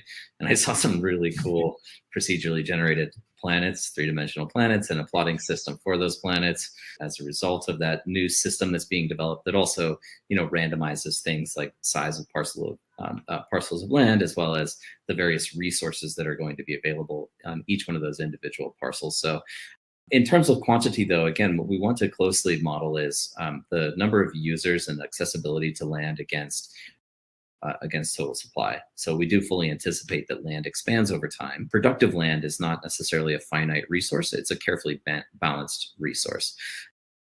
In contrast, though, we do have 2 different versions of land, and that's, there's cosmetic land and then there's productive land. So productive land is extracting resources, and that could either be minerals that go into NFT crafting, or it could be farming resources, which goes naturally into the food supply. Cosmetic land, it refers to, player habitats or commercial structures on central space stations. Those will be probably more rare than the productive land. Productive land is a necessity for the economy to fully function, right? Because it allows players to create assets that then these player created assets then go into satisfying demand from new users that enter into the economy. Essentially, we kind of pull Star Atlas from the standpoint of selling assets. We slowly reduce the amount of assets that we sell, and at the same time increase the player's ability to create these assets, fulfilling that, again, supply and demand across the economy itself. Cosmetic, though, this is, it could be your guild hall, it could be a resting place, you could put your NFT art up in there. These could be art galleries or museums that are created by players. They could be commercial outlets like apparel stores, right? Whether you're selling digital NFT apparel, cosmetics, or if you're Nike and you hop into Star Atlas and you're actually selling shoes, which we see as a major opportunity going into the future, and displacer of things like Amazon. That's kind of big picture. I want to jump in and say Nike is used as the main example. Is there some behind the deals announcement that's going to come in the future of a Star Atlas Nike something? Because I always hear a Nike example being used. So I don't know. Is this something to look forward to? No, not yet. Not yet. I mean, I fully anticipate that they'll be interested in us when the time's right. Again, this kind of goes into the comment I made about our growth team and our strategic partnership and integration team. We want to be very careful and restrictive in the types of brands that we introduce into Star Atlas, especially in the formative stage. What we don't want is internet of the 90s where it was like pop-ups everywhere and advertising everywhere. We don't want to create that experience, right? We think it pulls people out of the immersion that we're creating here. So we're going to be pretty particular about who we enable to come in and when. What movie was that? It was a Judge Dredd or one of the other ones. Like every restaurant is Taco Bell. It was Demolition Man. That's right. Yeah, love that movie. On the topic of assets and land and things like that, any thoughts about the current distribution of things like Tier 5 land claims, or even the balancing when you look across the three factions? Like when you created the concept, there was really no way to know who would lean in what direction. But are there levers that can be pulled? And like, what are the thoughts and considerations that go into balancing when we see numbers like this? I would just suggest that these numbers have zero significance in the long term. Those are based off of rebirth rewards, right? So we ran the rebirth campaign, the digital art multimedia meta poster campaign from April to July of 2021. And those were accompanied by various game asset rewards based on collecting posters up to through a tier system. So they were strictly benefits for those people that were purchasing posters, and again, are not indicative of the quantity of supply that will be available or distribution of supply when we actually fully release land assets. I'll just take this as an opportunity because I do communicate this as often as possible, but the recommendation is not to speculate on purchasing any of those assets on the secondary market at this stage, because you have no knowledge, awareness whatsoever of what our pricing or availability is going to look like. So I would just wait until we actually reveal numbers about land itself before making any purchases, especially on the secondary. With the different tiers, will you be able to upgrade a tier 1 all the way through a tier 5? And at the time of sale of these assets, once Star Atlas does make them available, will all of the different tiers be made available, or will you be starting at tier 1 regardless at the time of when you make it available? There's still some internal discussion surrounding the full availability of various tier claims. To your first question, yes, you will be able to progress from a 1 to a 5, most likely. Subject to change, let me put that asterisk there, always subject to change. But yes, the idea is with virtually every asset in the game is that you can progress and improve over time through some reinvestment of resources back into that asset. There's a chance that we do not directly sell, say, tier 4, tier 5 land claims, yet to be determined on that. What is the distinction, the difference between a freighter and a transport? That's a great question for Danny. To be honest with you, I probably do not have the full distinction for you. I would be speculating in my response, to be honest. Good old Theorycraft. We do have a transport that's specific to people, human transportation, but I'm not actually confident that that's what's being defined there. One of the ships already looks like a luxury cruise liner. That maybe host parties. That actually is a concept. So yeah, DJ events, I can see that happen. Speaking of ships like that, do you have a personal favorite of the ships that have already been released? There's too many good ones, guys. I can't possibly pick a favorite out of everything that's coming out. Plus, seeing some of the new ships that have not yet been revealed, I just want to give it up to our creative team. I mean, all of this concept art is absolutely gorgeous. So no, I'm not going to pick any favorites. I like too many different ships, and I do have my own fleet that I've been building up over time as well, and I'm participating in score, and I've got a nice little variety. But same question for one of the races. Whether or not I'm also not revealing which faction I'm in. Again, but trying to maintain objectivity here, right? We don't want to influence anybody to participate in any faction. Right. No faction has a native competitive advantage. As you know, it's all that Rochambeau kind of rock, paper, scissors, a triangular approach of there's an advantage and disadvantage to every one of the factions, or I call it a competitive advantage and disadvantage relative to the other factions. Awesome. Fancy Hat, Ray, no Banjo's had to part ways here. Yep. Any final questions you guys have for Michael? I do have one that I've been thinking about for a while. What is Star Atlas's stance on ships that have more or less power than the current size model? So, for example, an extra small that has more guns than it rightfully should have, or a really large ship that doesn't have any protection and being like valued perhaps below what current ship sizes are. The reason I'm asking mainly is because I remember the X4 can fit inside the Calico Hero, so I'm hoping I can get like a really powerful one that fits inside there as well. Again, there should be balance, right? So if we identify that there's a particular ship class that is out of balance based on defenses, weaponry, speed, size, then it's likely to see those get updated over time. You know, this is kind of the age-old rebalancing of character classes getting nerfed or buffed. Yep. It's going to happen. It should be expected. Of course, that is going to impact the value, the perceived value of any one of these assets, but it should be expected that that's going to take place over time. I do have a question, different topic. During the town halls, which are great, by the way, that the team hosts for the community, the topic of education and safety come up a lot. So I just wanted to pick your brain and see if there was any updates for the onboarding and education side of Star Atlas and what that might look like. It would be neat if there's a course that you have to complete outside of anything showroom or Star Atlas specific, and then it leads them into having to enter the showroom, which then the education continues on lore or different ships. And so it's an easy bridge right over, and it's not like you learned it, you completed it. The education outside of wallet creation and then transferring money, and then what would need to take place after they set all that up is get into the showroom to maybe look at ships that they might want to buy, because that's the whole point of them doing that first educational walkthrough in the first place. So where is the team?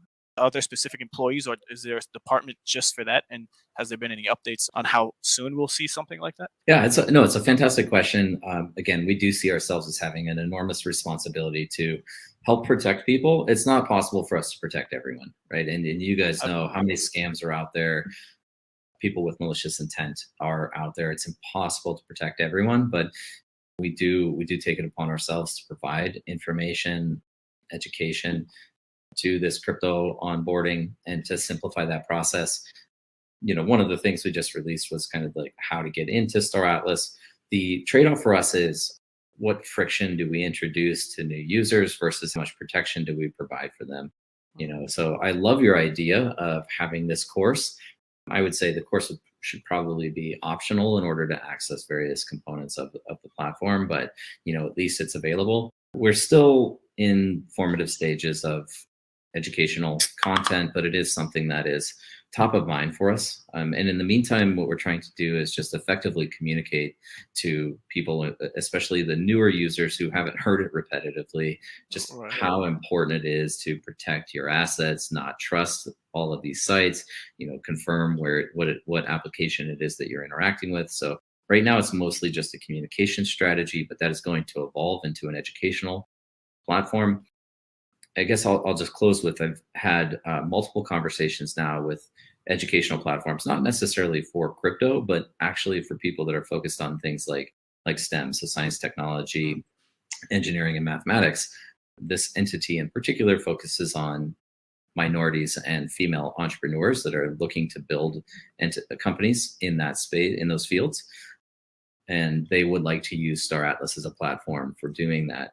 I mentioned education as one of the core areas that we believe the metaverse will be useful for going into the future. So there's a couple of components there. One is, you know, education to be able to use our platform from the user or gamer standpoint.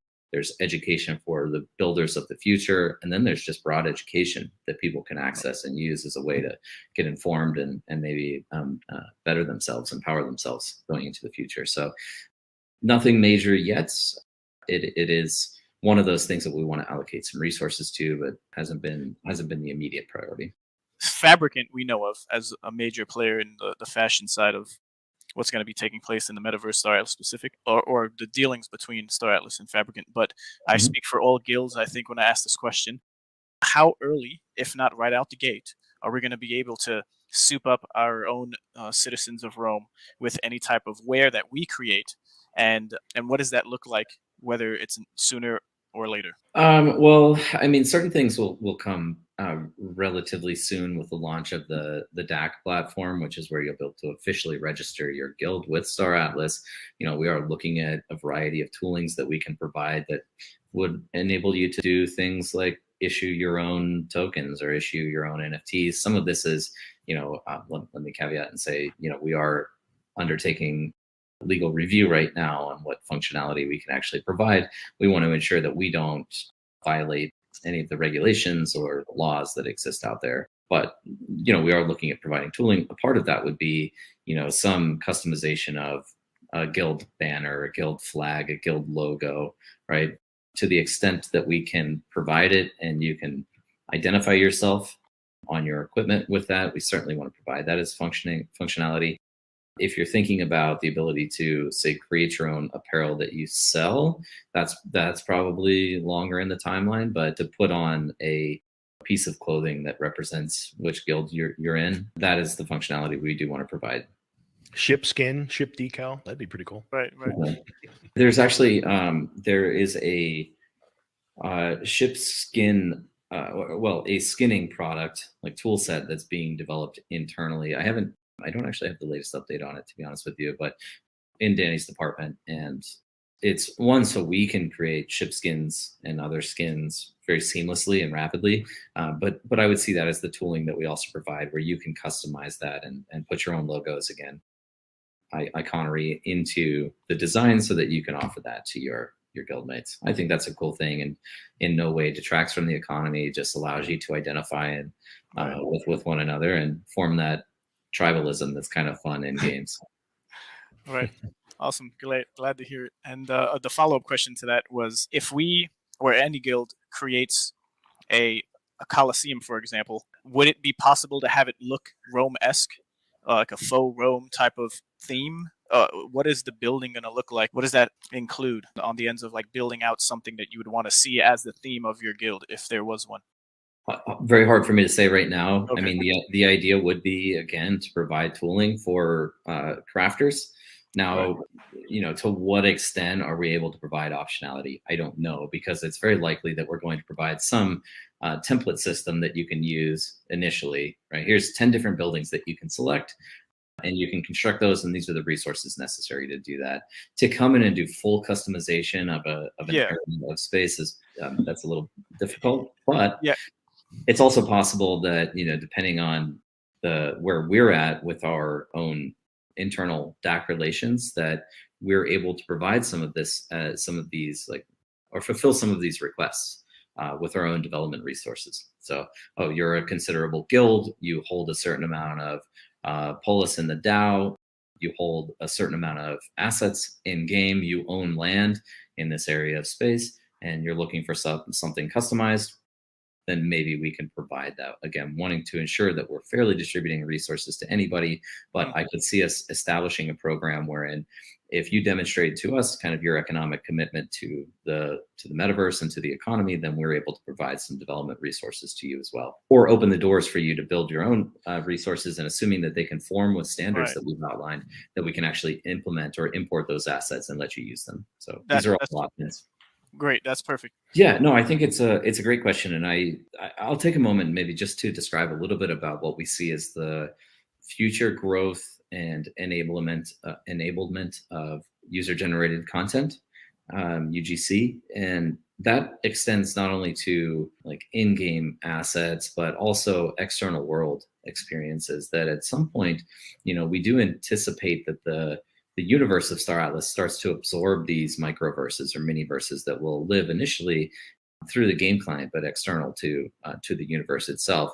We want to establish a standards for graphical fidelity, standards for economic design, and then, assuming that people can conform to these standards, and it is developed in a way that has relative uniformity with what we're building at Star Atlas, then we essentially allow that world to live inside the universe that is Star Atlas. And so it's something, there are geographic coordinates that people can actually travel to with their spaceships, right? But upon entering that world, that planet, call it, it could be a completely unique experience. And this is where it gets kind of interesting with the idea of a Steam-like publishing client, is that all of those worlds could actually be miniature versions of games. Now, that's not to say that you would seamlessly travel through their atmosphere with your ship, but that's essentially your entry point into that video game. And you might take your Star Atlas NFTs and then start playing some zombie hunter game or survival game and earn experience for your avatars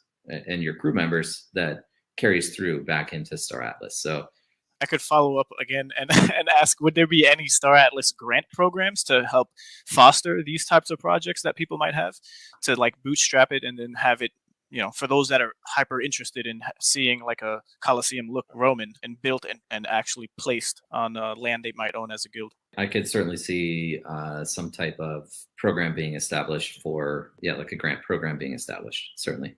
My final question to you before we let you go here is, are you feeling good about the current roadmap and the timeline for the things that are going to soon be released this year? Are you feeling pretty good about that? I'm feeling really good about it. Yeah, we just last week we did go through a pretty big overhaul of what the roadmap looked like. Again, trying to assess timelines to delivery, enjoyability, and economy. So some of the stuff that we wanted to accomplish with land production, as happens in the ideation phase, gets bloated extremely quickly. So, once we get to the point where we're like, this is what we'd like to deliver, but we know that it's going to take us a year and a half if we actually build it out that way, we had to reassess and reduce down. And then it's a question of, well, how much do we get to utilize going forward? Score is a feature, for example, that is likely to be fully deprecated. Now, some of that functionality might be repurposed, but what we don't want to do is get into a situation where we're continuously introducing features that have no continuity behind them, right? So it's something that we want to be able to build upon. And that's what we're focused on this year, and where we've gone through and restructured the roadmap to focus again more on ship assets and these ship missions, which will directly lead into broader space exploration based on geographic coordinates, and that's where the land will ultimately live. So I feel really good about our roadmap this year.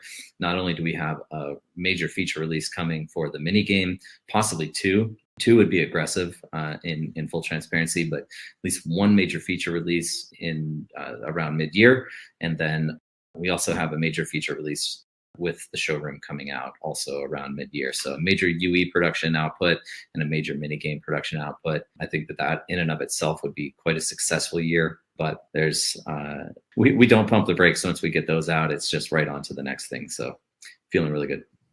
Well, Michael, you've been incredibly generous with your time. We appreciate having you on. For those watching, we mentioned quite a few things. As you can see there, that's his Twitter handle. And of course, you're going to see the link for the Discord and for the website. And for anything that we've talked about, you'll find some links and ways to navigate through that in the description of the video. And with that, I think we're going to wrap it up here. We appreciate having you. And look forward to having you on sometime again in the future. We appreciate being part of the community as a whole, and just love the way that you guys are responsive. You hire from within the community, and yeah, things are looking good for the future of Star Atlas. Thanks for being on, Michael. Absolutely. My pleasure, guys. Really enjoyed the conversation and look forward to doing this again in the future. Are you ready for the next evolution in gaming? Blockchain game.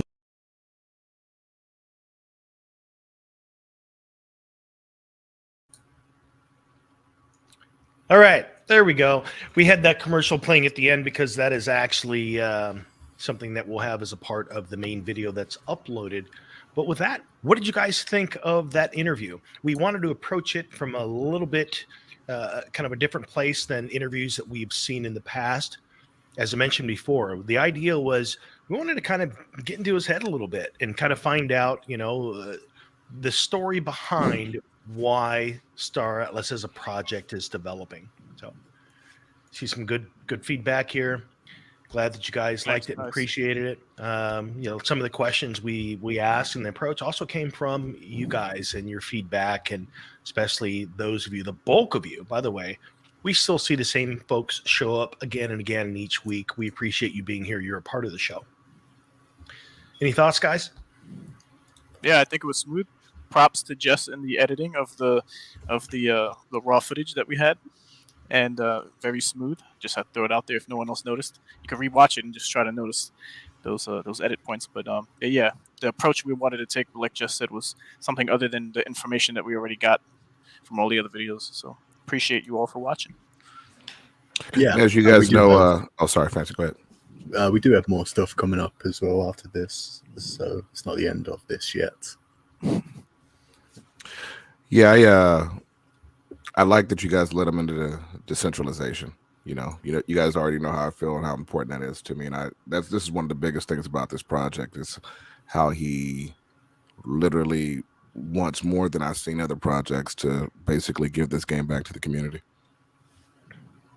Yeah, that's interesting, Lumina. Yeah, in many ways, I did go light. I think one of the reasons it probably took us a while to get this interview is because I'm a bit known in a number of communities for coming at the executive team a little strong. And in this particular case, there's a lot of things that we just don't know that we don't know. And so I wanted to kind of approach it from a place of, hey, let's have a conversation. And I'm pretty sure that he'll be back. And there's other people like Pablo on the Star Atlas founders team that I'd like to get on the show. I'd like to continue this dialogue to understand what they are creating, because I think that's a big piece of it. There's all these projects that we're paying attention to out there now for how the metaverse is shaping and how it's forming. But I also want to understand like the motivations behind it, the inspirations, and what they're actually trying to create. What are the outcomes that they want from it? And I think that based on all the interviews that I've seen Michael do before, I think we're able to enter into a conversation that was just a little bit different than some of the other stuff I've seen. And you know what? To take it back to Lumina's comment as well, what you saw there is authenticity. We don't push at these game developers because we're trying to get views or anything like that. We push at these guys because if we see something, we speak on it. And Star Atlas is our favorite game right now, really because, when we push at them, they've responded, and there's not as many holes as what we see in a lot of these other communities. So it is what it is. I mean, if we interview somebody and we see them as shady or something like that, yeah, you'll see more pushback. But with the Star Atlas team, we haven't had the ability to do that because they've been very transparent. Yeah, and on top of that, the foundation room in the Star Atlas main Discord server has probably answers to many questions that you might have yourselves that you never shared before, that we wouldn't necessarily need to ask him anyways because it wasn't kind of relevant to the way we were trying to approach the interview in the first place. So also, yeah, definitely check out the foundation room. Awesome, guys. So we want to dive into some other metaverse stuff. What do we got?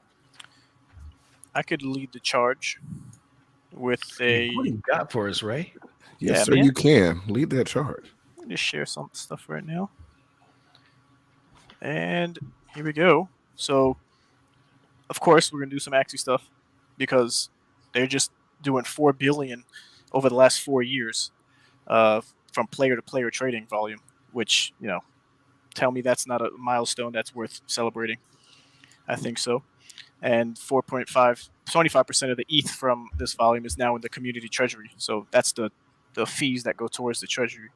Yes, charge cannot charge. So this was from DApp Radar. How is that treasury being used? So that's not interesting. Used, right. So, I mean, if we were to think that 10% of 4 billion, was what, 400 million. So that means half of that. So 4.25. So you're looking at about 200, just shy of 200 million. That is a part of that treasury. What are they doing with that? And how does it impact those that are a part of the DAO and staking? So that's the thing. It's not being utilized yet. So it hasn't been touched or tapped into for anything growth related or community related. That's soon to change. And if not, if I stand corrected, then sure. Like but I, for the most part, haven't been aware of anything that they've done. And they've basically said that it's going to be tapped into very soon for marketing purposes, for, I think, with this development program for community games to be built with the Axie assets, NFTs themselves. So that's something to keep our eye on. I'm sure it'll be a big announcement for the first things that it will be used for, because that's a lot of money. And then onwards here. So I did a quick review on the balance, the users, and the volume on Dap Radar for just gaming, the topic of gaming. And we have here for the users, top 10, we see DeFi Kingdoms and Axie Infinity. These are 2 projects that I'm personally a part of. So user base is totally different than, as you'll see, the balance and volume of a lot of the projects. So it's good to see that there's 2 projects that I'm invested in that are up there as far as users. And for anyone else who's playing these other games, maybe you can chime in and tell us what you think about those games. Yeah, and then right quick, Ray, while you're pausing, here we go. Punjab question from the chat: sell them Axie for Star Atlas. This is interesting to me because we just were talking to Wagner, and now we're talking about Axie, and we're talking. These are 2 communities of many who are talking about pulling other games in, right? And it's kind of like you see like corporate acquisitions in the real world right now, where corporations kind of end up buying each other up, right? What do you think as far as the Axie Star Atlas situation? Yeah, I think they're juggernauts in their own right when it comes to the space. I think that projects are biting at the bit to just get into to be on the Ronin network as a project. I could only imagine the outreach that the developers are doing themselves, or the creatives of Star Atlas, and then also people who are learning from the traditional gaming space who want to get on a platform or a chain that is secure and was thought out to be so secure. So we'll see how it goes. I just think that it's inevitable at this point. What is the floor on a playable Axie right now? It's one. 25 to 30. I was just $25 to $30, and you need 3 to play. So literally, a person can get a playable team for under $100 right now. Yes, $20 to $30 range. But again, to what Punjab said, sell those Axies. I can't sell mine. That wouldn't make any sense to sell mine because I paid a lot more than that for my Axies. So at this point, I'm in it to see where it goes. Yeah, depending on when you got in, sure, you buy or you sell or trade it. Everyone's situation is different, depending on the timeline. But I don't think anybody would want to if you're interested in what the V3 Origins is going to look like, more like Slay the Spire, Hearthstone type of gameplay. It's going to be a whole revamp, essentially, with crazy additions with new cards and ear, eye, body parts that are going to be active with their own cards and effects. So who knows? Those Axies that you might have might go up in value, because there's going to be a demand for not just those 6 zero breed, 6 trait pure class zero breed Axies as we're traditionally used to seeing, and which are traditionally bred in mass. So you're going to have these chop suey type of Axies that don't necessarily play well now in the arena turn out to be some pretty good Axies to buy, or to, if you have them, not to sell. But if we look at the balances here, we got DeFi coming under the radar. A lot of people might not still know about them, but they're on the Harmony network, and they're going to be bridging over to Avalanche on the 2nd of March. The perilous journey begins. So you can send your heroes that you have, no matter the class or the level of them, and all of that comes into effect and determines the success rate of if your hero will make it over to Avalanche on this quest. That's a limited time, and it's going to be, I think, for about a week or 2. I could come back on that, but definitely join the Rome Discord. All the information for details on DeFi Kingdoms is in one of those channels that we have. And so that's something I'm looking forward to. They have 130,000 users. That's just like a small 20% delta from what Axie has right now. They've grown that much.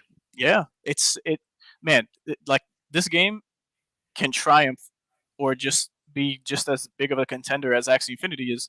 Like, in their own right, they've been very innovative and building a game on top of a Dex, where Axie built the Dex after they had the game, because they saw it as a necessity moving and as they grew in the space. So the dynamic between both are just great, and they're setting the tone for a lot of other projects, as we know, the 2 token model in game and then governance.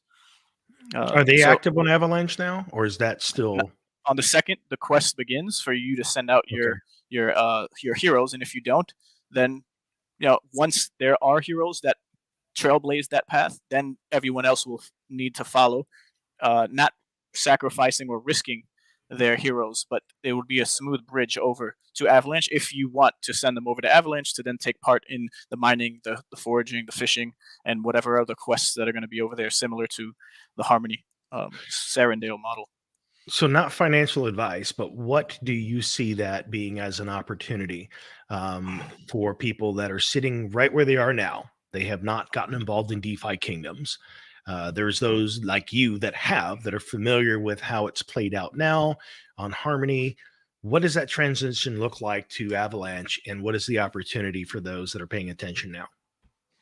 So if you want to play the game, which is just questing right now with this particular hero, you might not make that much because these items are all NFTs on the blockchain, which could be traded into Jewel. And Jewel is the only token next to Crystal, which will be only 25% of the total supply of Jewel that lives on Avalanche. So it's still technically one token. And those items that you get if you just bought a hero today, you can start to build up some type of chest of Jewel to then buy your second hero and then compound that. That's one way to go about it. But a lot of times there's a lot of suggestions and I would say advice on people who are trying to get in across different YouTube channels to jump into the liquidity pools with either Harmony ETH or Matic or Phantom. There's a whole list of different pools you can join in because that's where you would accumulate the most Jewel to then recompound into buying heroes. So now you're spreading yourself across and diversified within the game itself. So I personally did that. I went that route. So this isn't financial advice, but even when I started and even till this day, it seems like a pretty sound strategy to just get into liquidity, into the gardens where you plant your seeds, which is the equivalent to liquidity pool. And then you get those rewards in Jewel. And then you should buy your heroes from that point on and then start questing. And so you don't ever have to do anything on Avalanche.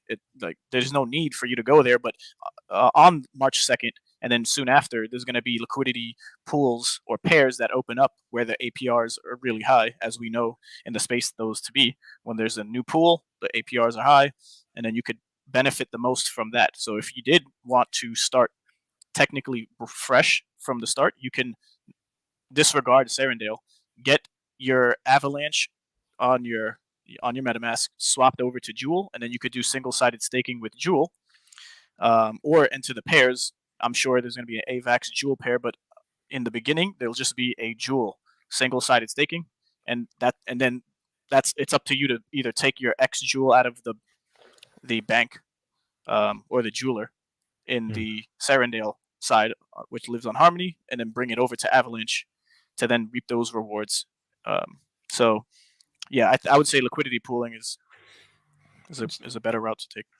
So I see you're looking at DApp Radar. What is this? This is the game category on DApp Radar? Because as I look at this, it's like I don't recognize but a handful. I mean, DeFi Kingdom, Axie, Alluvium, nothing else really there is on my radar. Yeah, I mean, are there any of you other guys? Are these projects you're paying attention to? Like, where'd they come from? What are your thoughts on them? Because for me, they're not anywhere on my radar. So I'm aware of Rev Racing. I have the NFTs that they partnered with YGG, and then I was able to get the skin or 2 vehicles actually that you can play with. I haven't played the game, but this is a well-known racing game in the space, in the NFT space. Crazy Defense Heroes, I've played the game on my mobile.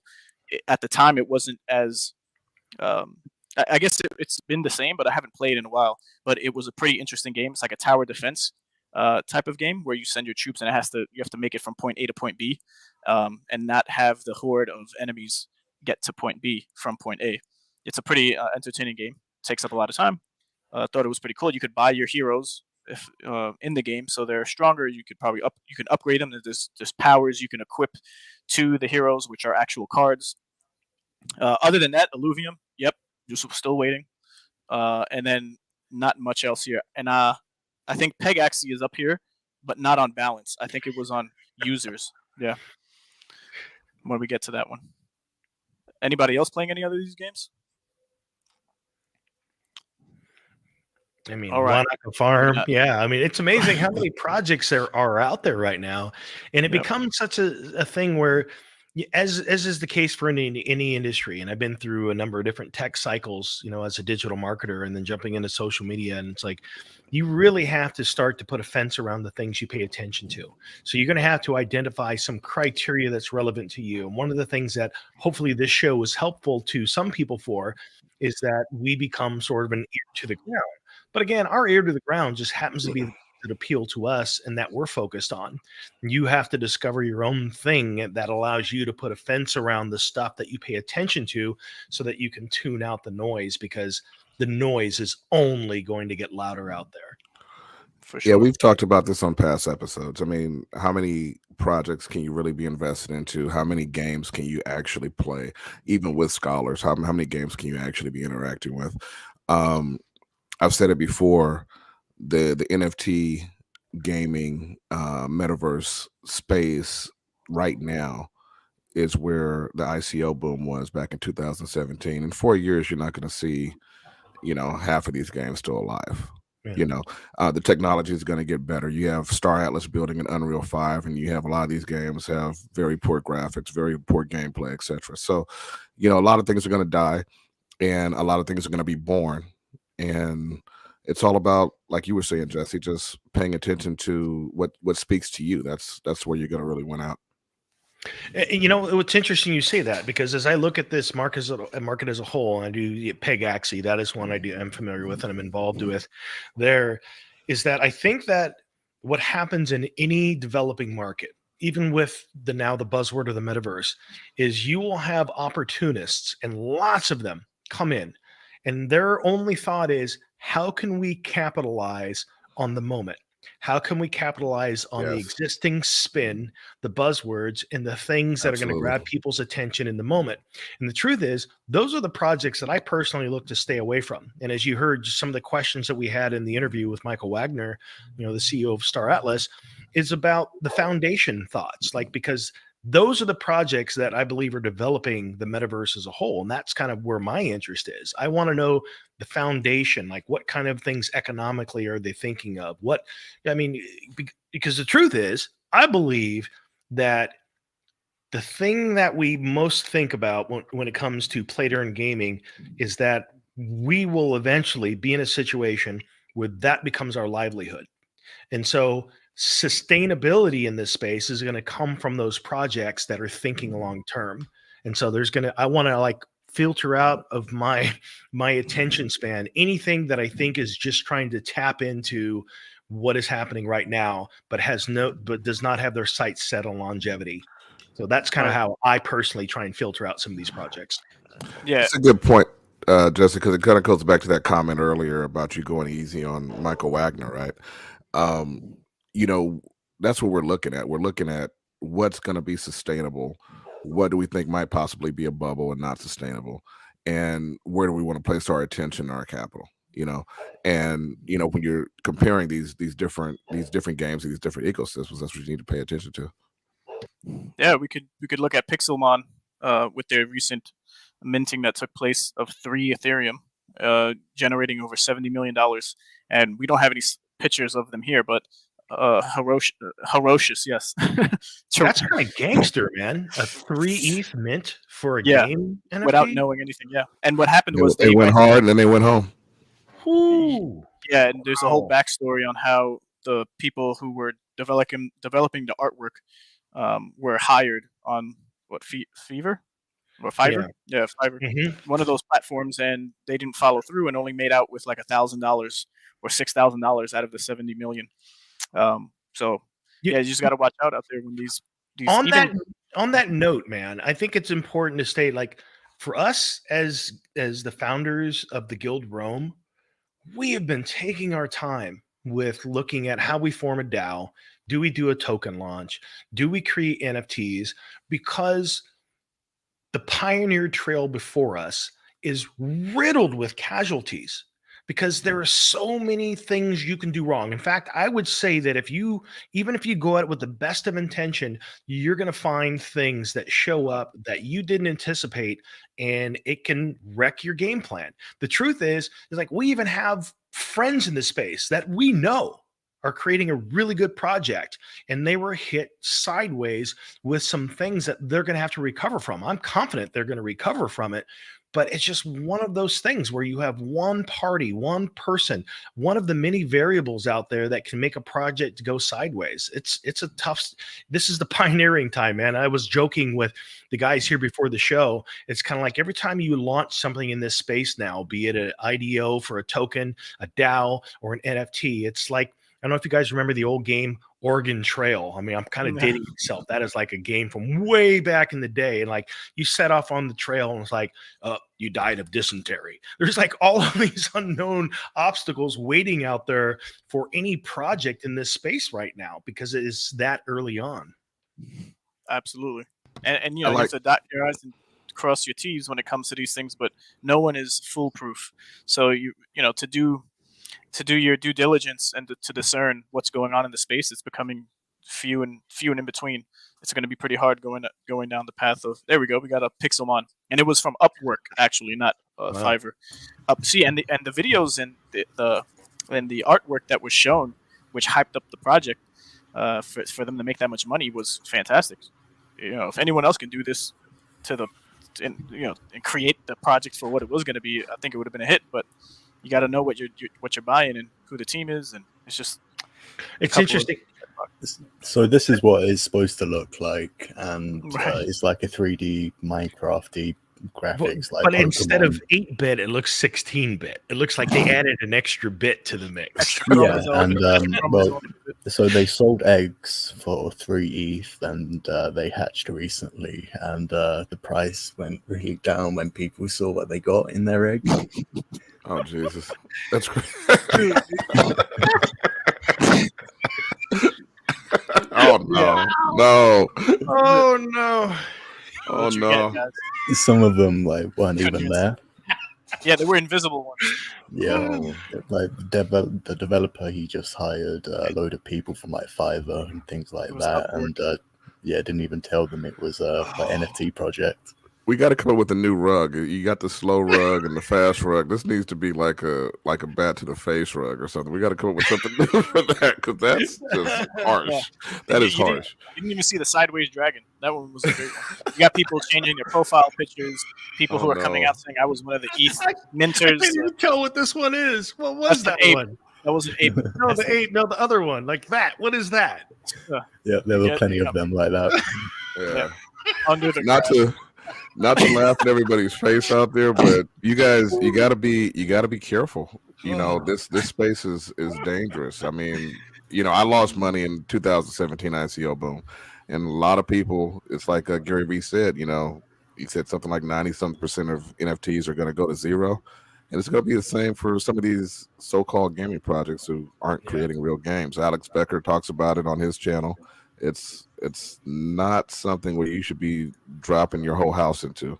And I hear that sometimes. It scares me. I see it on social media. Guys are talking about they're going to finance their house and do this and that, just like they were doing back in 2017 in the ICO boom. Don't do that to yourself, because this is terrible.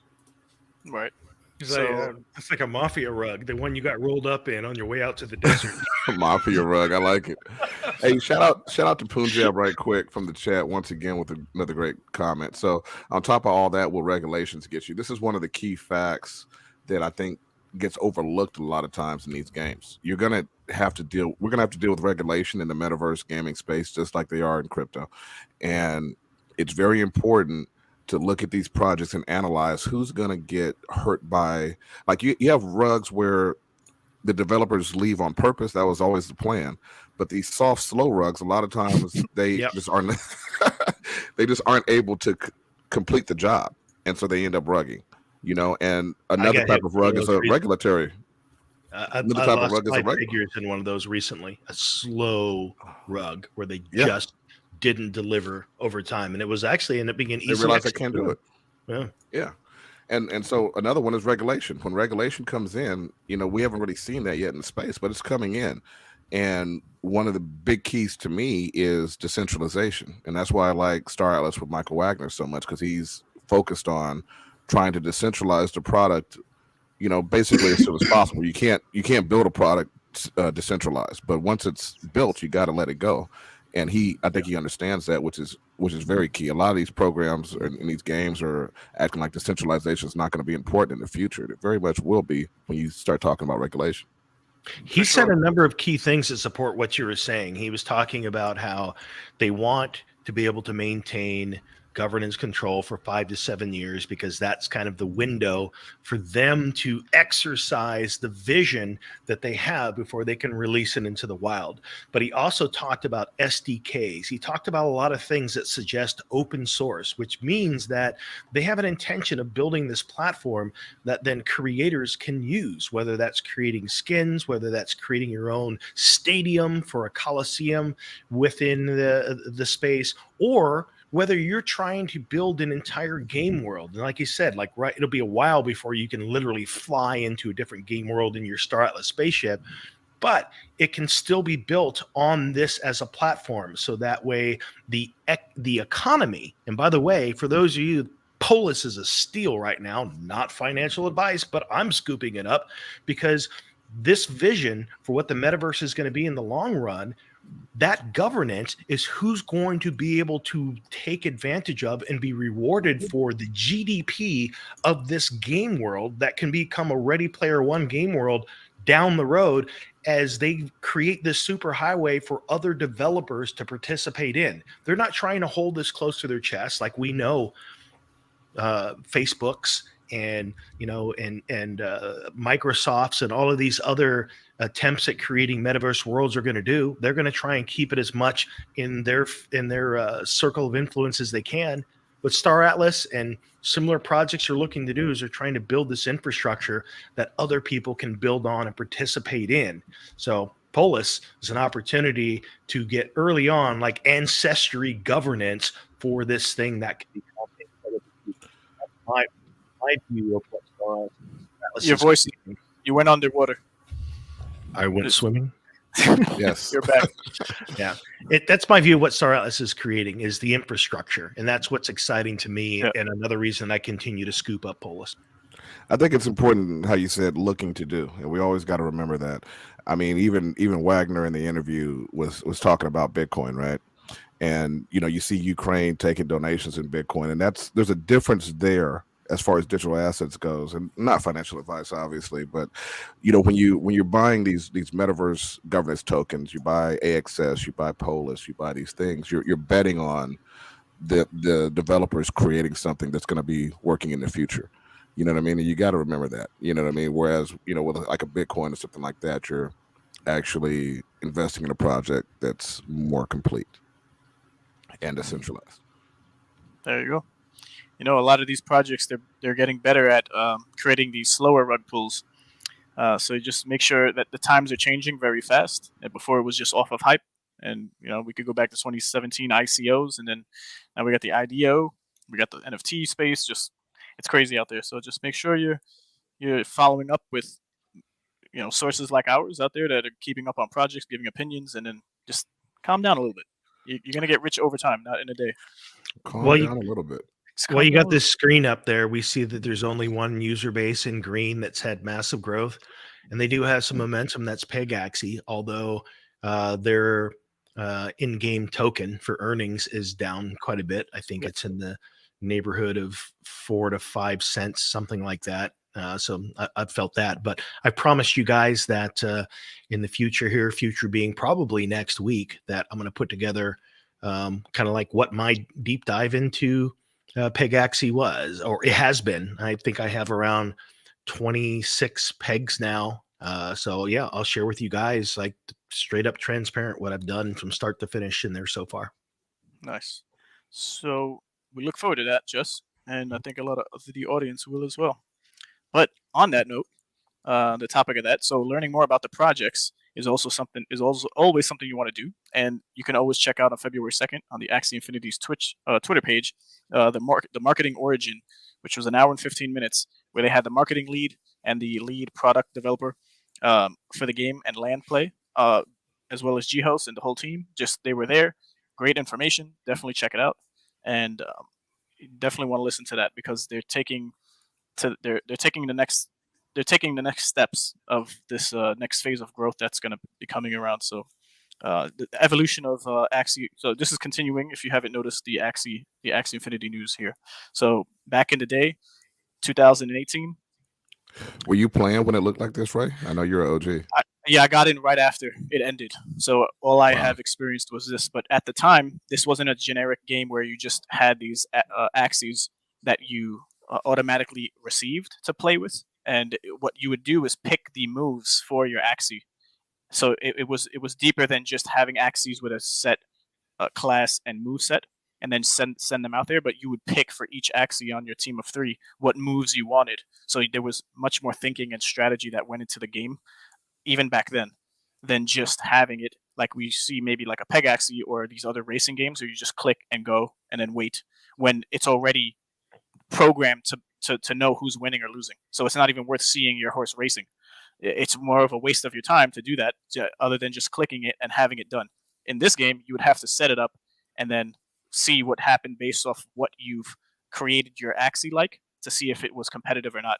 And that's something I would want to know and stick around for, other than seeing a horse just race after you clicked it, and it being programmed to have one winner or the top 3 in that way. So I think it's in a similar place, because with Peg Axie, they have all these stats, right? They have your speed, your strength, fire, wind, all these different things that don't really come into play right now. But it's kind of like, how you have with Axies, there was certain components that just don't play into things right now.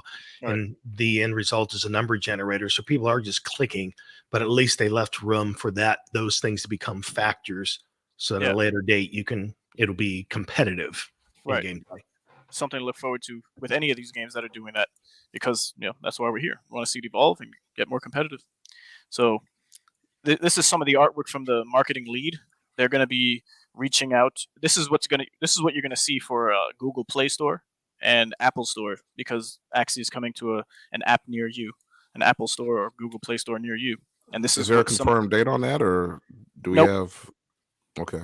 No confirmed date, but it's being worked on, and we're getting some information shared with us on Twitch by the marketing lead himself. So, battle fierce monsters, play powerful cards, build your dream team. Doesn't this want you to just buy Axies? Explore the world in PvP mode, right? There's going to be a whole revamp of the whole card game. So it's something that the whole community is looking forward to. And watch out for those prices. These are these arbitrage opportunities that people, if they didn't like the game, could still take advantage of.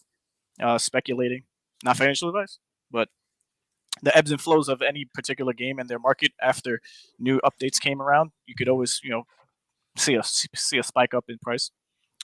So the artwork is great. They're doing their thing with the marketing team, and then there was moving on to the burning of your Axies, right? The Axie sync, the first tested Axie sync of sending your Axies on a journey, that concluded, and there was a raffle that was live on Twitch that you guys could watch if you wanted to know who won. But what I thought was interesting, why I even have this up here, was that the winner of the raffle of these 5 AOC tokens, which, there's a floor, an estimated floor around 5 to 6 Ethereum, but they usually sell for much higher than that because there's only 1,000 of them, and you need 5 to roll and mint a new Axie that has the potential of having one or all of its mystic, or one of all of its body parts mystic.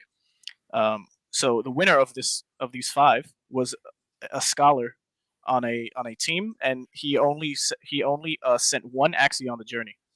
So some people sent hundreds, 500, close to 1,000 Axies, and this guy who only sent one Axie actually won the raffle. So cheers to him. And that's it. That was it for the Axie stuff.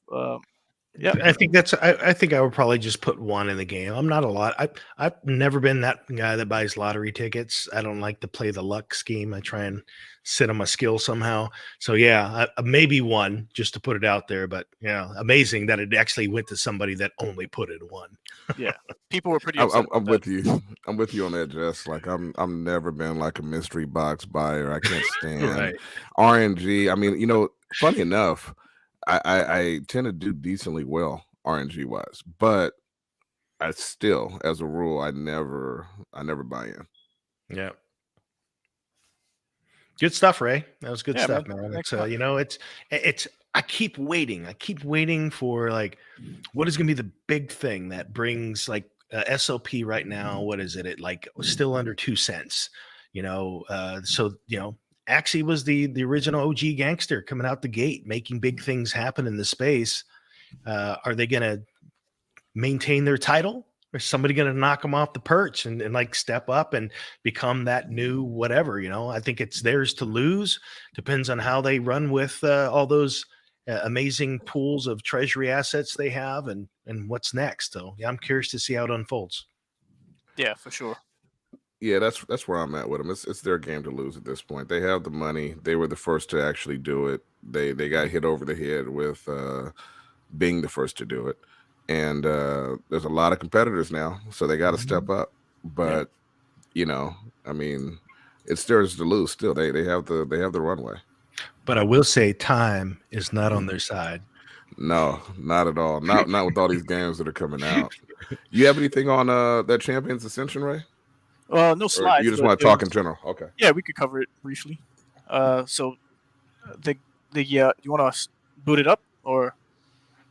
I don't have anything I don't have anything slide wise, but for those of you who don't know, Champions Ascension is a game that we've been following, and they did their drop. I think it was Tuesday, right?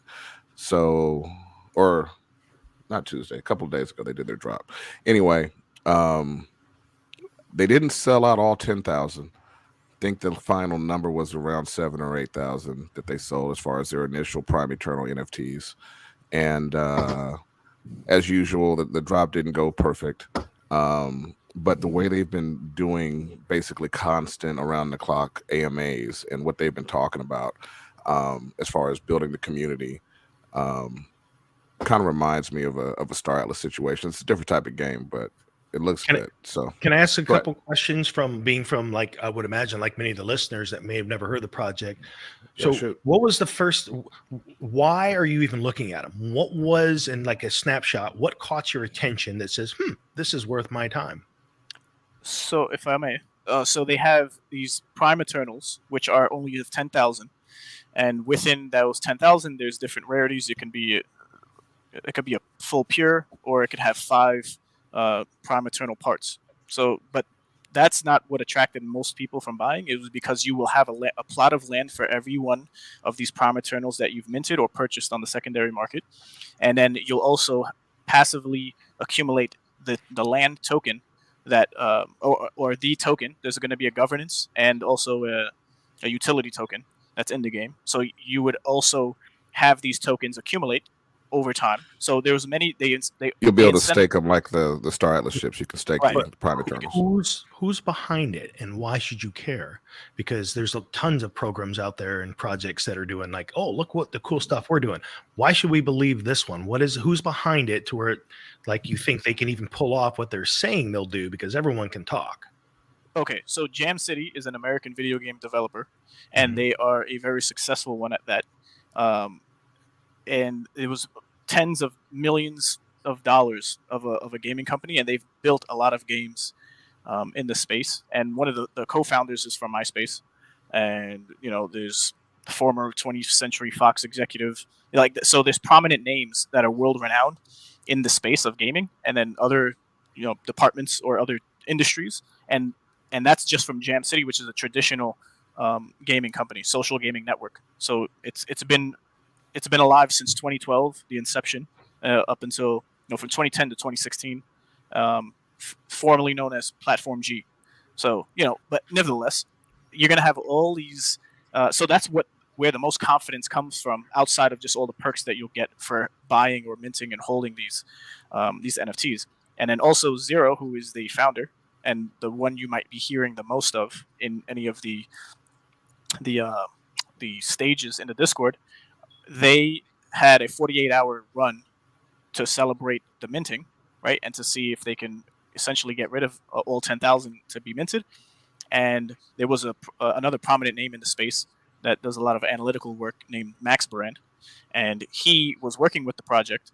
And what the project founder also mentioned was that he's best friends with Phil La from Axie Infinity, who is the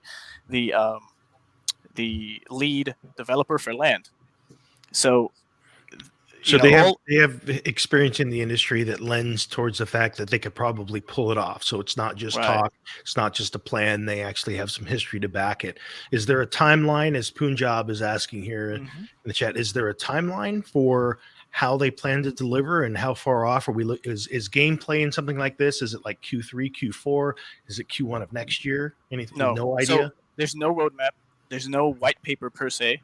There's a lot of information that was talked about and that you might find on different websites. But even one of the community members asked that of Zero, the founder, if there can be a consolidation of all the information that's been talked about or on different websites, so we can have a go-to place like we do with other projects who are legitimate in the space, or check off one of the marks of legitimacy in the space. So no, I can't really talk in confidence on any dates, but it's more of like a World of Warcraft type of game, and it's a promising game as far as like where your imagination can take it. The art is great. Like, so everything kind of checks off as a game that somebody would be interested in, even like OGs in the space. But there's a lot of like holes in what's going on, and they banned some prominent community members, Max being one of them, from the Axie community.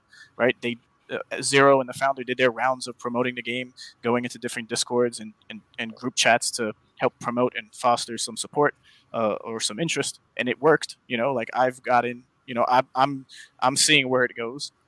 It's something I can afford to lose, thankfully. But it's nothing you ever want something to happen like that. So but we're in this interesting space in NFT gaming where much of the returns that a person can see is getting into a project early, letting the project catch enough hype to where then you can flip your NFTs and you're safe. You were there. You got out. You kept some for yourself, but you made some profits by selling out. There's so many projects out there, and now it's like we're starting to. I think the industry as a whole is starting to get wise to all of the slow rugs, the fast rugs, all of the things to look for. Is a company doxed? I mean, I'll give you a perfect example of one that I've had my eye on for about 4-5 months now, called Gaia World. The stuff they're creating looks beautiful, but I don't trust them. Their freaking executive team just seems sketchy to me. The way they communicate in their Discord is sketchy, but what they're building looks beautiful, but I'm afraid to touch it. And I certainly wouldn't recommend it because of the way that they communicate with or the lack of communication on stuff. So there's just so many projects out there. At some point, hopefully there's going to be some good projects that say, look, we understand that transparency and communication, these are the milestones we need to meet along the way to keep a community interested. Otherwise, they're not going to take us serious. Yeah, I think that's key, what you're talking about, Jesse, as far as how they communicate, right? So I've been obviously involved in just as many, way more actually, rugs and failures than I have been successes. And the way they communicate, you start to see a pattern with how much communication you're getting and the detail level of communication that you're getting. That's why we like Star Atlas as much as we do. Right. So with Champion Ascension, what I've seen is a desire to push the value. What they've been saying is that, hey, we're a successful game studio already. We're not looking to get a whole bunch of money off of NFT sales or off of this first drop. What we're actually looking to do is reward our first adopters and have them be the ones that are selling. So the land, like Ray was saying, is going to come to the people who first bought the NFTs, and the token is going to be dropped to the people who first bought the NFTs, et cetera, to where they're trying to push the value, the earnings off of themselves and into the community, which obviously is going to benefit them a lot better in the long run. And that's a perspective that I haven't seen in a lot of these games so far. A lot of games, like, we could all mention ecosystems where they're all just selling and taking the money for themselves. And that's a problem with the economy, right? Because if you're the developer and you're sucking the value out of your own economy that you've created, then obviously that economy is not going to be healthy. Whereas if you push the value into the economy and allow the economy to kind of gestate and build on its own, then you're going to have a much more successful future. So I don't know. Like Ray said, there was some shady stuff that went on. And like I said, the drop didn't sell out or anything like that. It's nothing that, people should be betting the house on, but it's something that's going on right now in the space, and it's pretty interesting. So I invite people to check it out. Yeah, and just to wrap up that Champions Ascension, the main things that basically happened was that the metadata was revealed before or during the minting. So around 2,500 plus mints were already took place, and then after that, the metadata for knowing at what mint number the rarest champions or Prime Eternals would be mintable, it was released and it was shared. So now, even though there's a mint up until 10,000, you just have to wait until these people who are unknowing of what's going on mint at a cheaper price, because it was a declining mint from 1 Ethereum up until 0.4 Dutch auction for 48 hours. Yeah, Dutch auction of a mint, and also outside of that, it was the banning of those members who were in support of the project, which was kind of sketchy, and it was off of the community's vote. It wasn't any mod or founder per se, but it was a vote, which is key, actually, right? Go into that Not more in necessarily. detail. Okay, go into that, Ray. Go into because that, because Max Brand himself was helping the project, so there was some discrepancy and information that was happening inward, like on the inside, and it wasn't communicated well to the community for why it happened, and it would just put a bad taste into a lot of people's mouths on the side of the. But was his supporters of ban? Was his ban actually legitimately voted, do you think, or do you think that it was more shady than that? No, because it didn't even start because of Max or any other Axie Infinity community member, which there was only one who was actually. It was like some drama happening in the Discord, but it originated with not the person or people who were banned. So then, after the fact, then the metadata came out, and for what it's worth, it all started because the Zero, who wasn't able, the founder of the project, he wasn't wanting to dox himself on LinkedIn, right? Because that's what was requested. And if it's something as simple as that, then it's definitely which is kind of shady, right? Because and then but I was asking about the vote itself, though. The vote itself. Do you think the vote itself was legit, or do you think the vote itself was maybe not legit? I don't think so. I think it's important to have community voting. All right, but when there's some drama that comes up, it kind of was reminiscent to Gala Games, where it's just like it's a mob horde. It's mob rule. It wasn't like anyone knew or cared. They just didn't want the negative vibes. The quote unquote negative vibes. And You know what some of this space reminds me of now with these projects they're starting. It reminds me of early Kickstarter days where, like, in a Kickstarter, I might have bought a really innovative iPhone 6 case and it's being delivered to me now when I got my iPhone. When you can't even use it anymore because they're promising all these things early on, but they just never end up delivering. And so it becomes this thing like, who mentioned it here just a little while ago? Where's it at? Oh yeah, about actually not selling NFTs before you have a product. The challenge with that is that the model right now is you're using it as a capital raise. Mm-hmm. But you should be respectful with your capital raise. And then the other thing that I heard mentioned, I want to comment on, was talking about NFT not minting out to full sale. That to me doesn't bother me as much because that's even a guessing effort. Like even for ourselves, looking like our internal discussion, if we want to launch our own internal NFT, what numbers should we come up with so that we do sell out?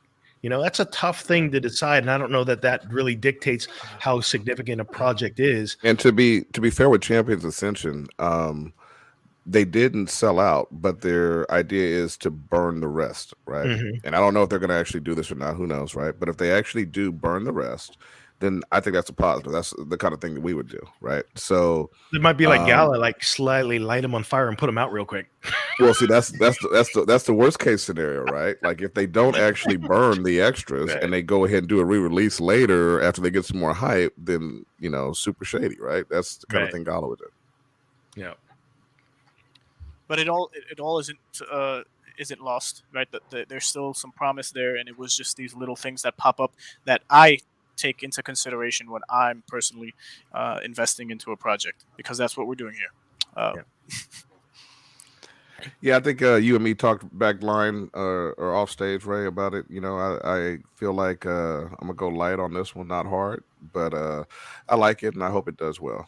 We're talking about Champions Ascension, so I don't know if you got anything before you close out on that. No, I'm pretty much wrapping up. I'm done. We got anything else? There's a couple more things from Star Atlas this week. We haven't talked about any of the new ships, I believe. Oh yeah, thank you. New Thank you, ships. Yeah. Bring it on. This is it looks like another version of the Mosquito. Of sorts. Yeah. The Ogrika Mick. $710 USD equivalent, and there's a 12,000 supply. So in some ways it does seem, here's what I do like. It feels like Star Atlas is staying in line with their pricing model from the start of the GAL. And we haven't seen that in like other projects where they just continue to scale their pricing. The thing that they have done, which seems appropriate, is increase their supply. And of course, as you have more people coming to the project, that seems like a worthwhile thing to do, because then it makes sure that the more people that want to participate to get the ship that they desire, they have access to do that. The idea you just expressed is really important to me, though, Jesse. They're not pushing to change their funding model a great deal based off current times, which is what we normally see. Is we see these projects become predatory, where they get more attention and they raise prices, and you're not seeing that with Star Atlas, which bodes well to the future, hopefully. And look at these ships. I like how there's diversity in ships. These things are basically single seaters, $35, 275,000 supply, but these are bombers. These things you see in that first picture, that big ball on the ground, and then you see the other two pictures where the underbelly is missing. These things just literally carry around half their body weight in a bomb. $35. Don't piss someone off if they got $35. They may bomb you. So you see my reply here, because I bought one. Because we talked about it last week, right? So they're so cheap to us, and you could have a swarm of these things coming through to terraform somebody's planet for them, bringing them some freedom, like we know, right? So, I mean, I like that idea. Go ahead, Jess. And lends towards what Michael Wagner was saying when we were asking about Titan ships. Titan ships, the question I did ask him and I wanted answers to is the idea to be a kingmaker here? And I did like the fact that he went on to say that, truthfully, this is a great marketing opportunity that benefits the community as a whole. And that the idea is that these are not designed to be invincible. So who knows? You could probably have a gang of 1,000 Unabomber riders from Brazil and some, between these and X4s that say, you know what, we don't like this Titan in our airspace, and they can actually have an impact. So that part is nice, at least to know that the thing is not invincible, and also that they're still in the works of thinking it through as to how they'll bring it into gameplay without it being so incredibly disruptive. Yeah. The first thing I saw when I saw this was, does it go faster when it doesn't have a bomb? Could it be like an actual viable racer if you're not armed? I would think it would have to. It literally just lost half its, probably more than half its body weight. Yep. I would love it. Idea, Fancy. That's a great idea. Yeah, if they could be customizable for racing, that would be fantastic. But then again, they'd have to have races with and without the bomb. You got to be able to have that maneuverability skill to get through a track, carrying all that excess body weight. Or right at the beginning of the race, you just drop it, take out half of your competition, and just move on. And there you go. Right at the starting line. Mario Kart. No, I can see myself picking up a lot of Unibombers. The only issue I have with it is that the maintenance on it is slightly worse than the Jet. So you really have to be on your 24-hour timer with that thing. Yeah. Literally 24 hours, and you're not earning, which I haven't screwed that up yet. But the way I move around, I'm probably going to screw it up at some point in the future and be pissed, especially when I have multiples of these things, and I'm really, making some money off it. Because right now, I just bought one just to get it started, and I'll, keep buying a few more here and there, because I was in the chart, Champions Ascension and stuff like that. But you think about it, and, if you're actually making some money off of that thing, you don't want that thing to stop earning. Yeah. Did anyone get any Ogrika mix? No, it just, Not yet. I don't know. I mean, like, what does this say right here? Generous amenities fill the cabin with comfortable living space for 2. Get cozy with your shipmate and bring a ration or 3 because an additionally equipped fuel module will allow for those lengthy space patrols and deep space security escorts. For me, just personally, when I look at my fleet as a whole, the things that I have, I just didn't see a place where it was a must-have, and it didn't have the nostalgic appeal to me that this particular thing does, especially for the price. For $35, I'm going to grab a couple just because I think they're cool looking. As where for $7.10 for a small ship, that I don't know its practical application that I don't already have covered in a ship. That's all. Yeah, for me. I picked up a good fleet of those bombers, those Unibombers, just because if we can terraform and plant seeds to grow whatever we want or to change the landscape, I think that would be a good addition to the team of what I have already. Yeah, it's described as a luxury ship, and you can really tell from like the pictures, especially when compared to like a thimble.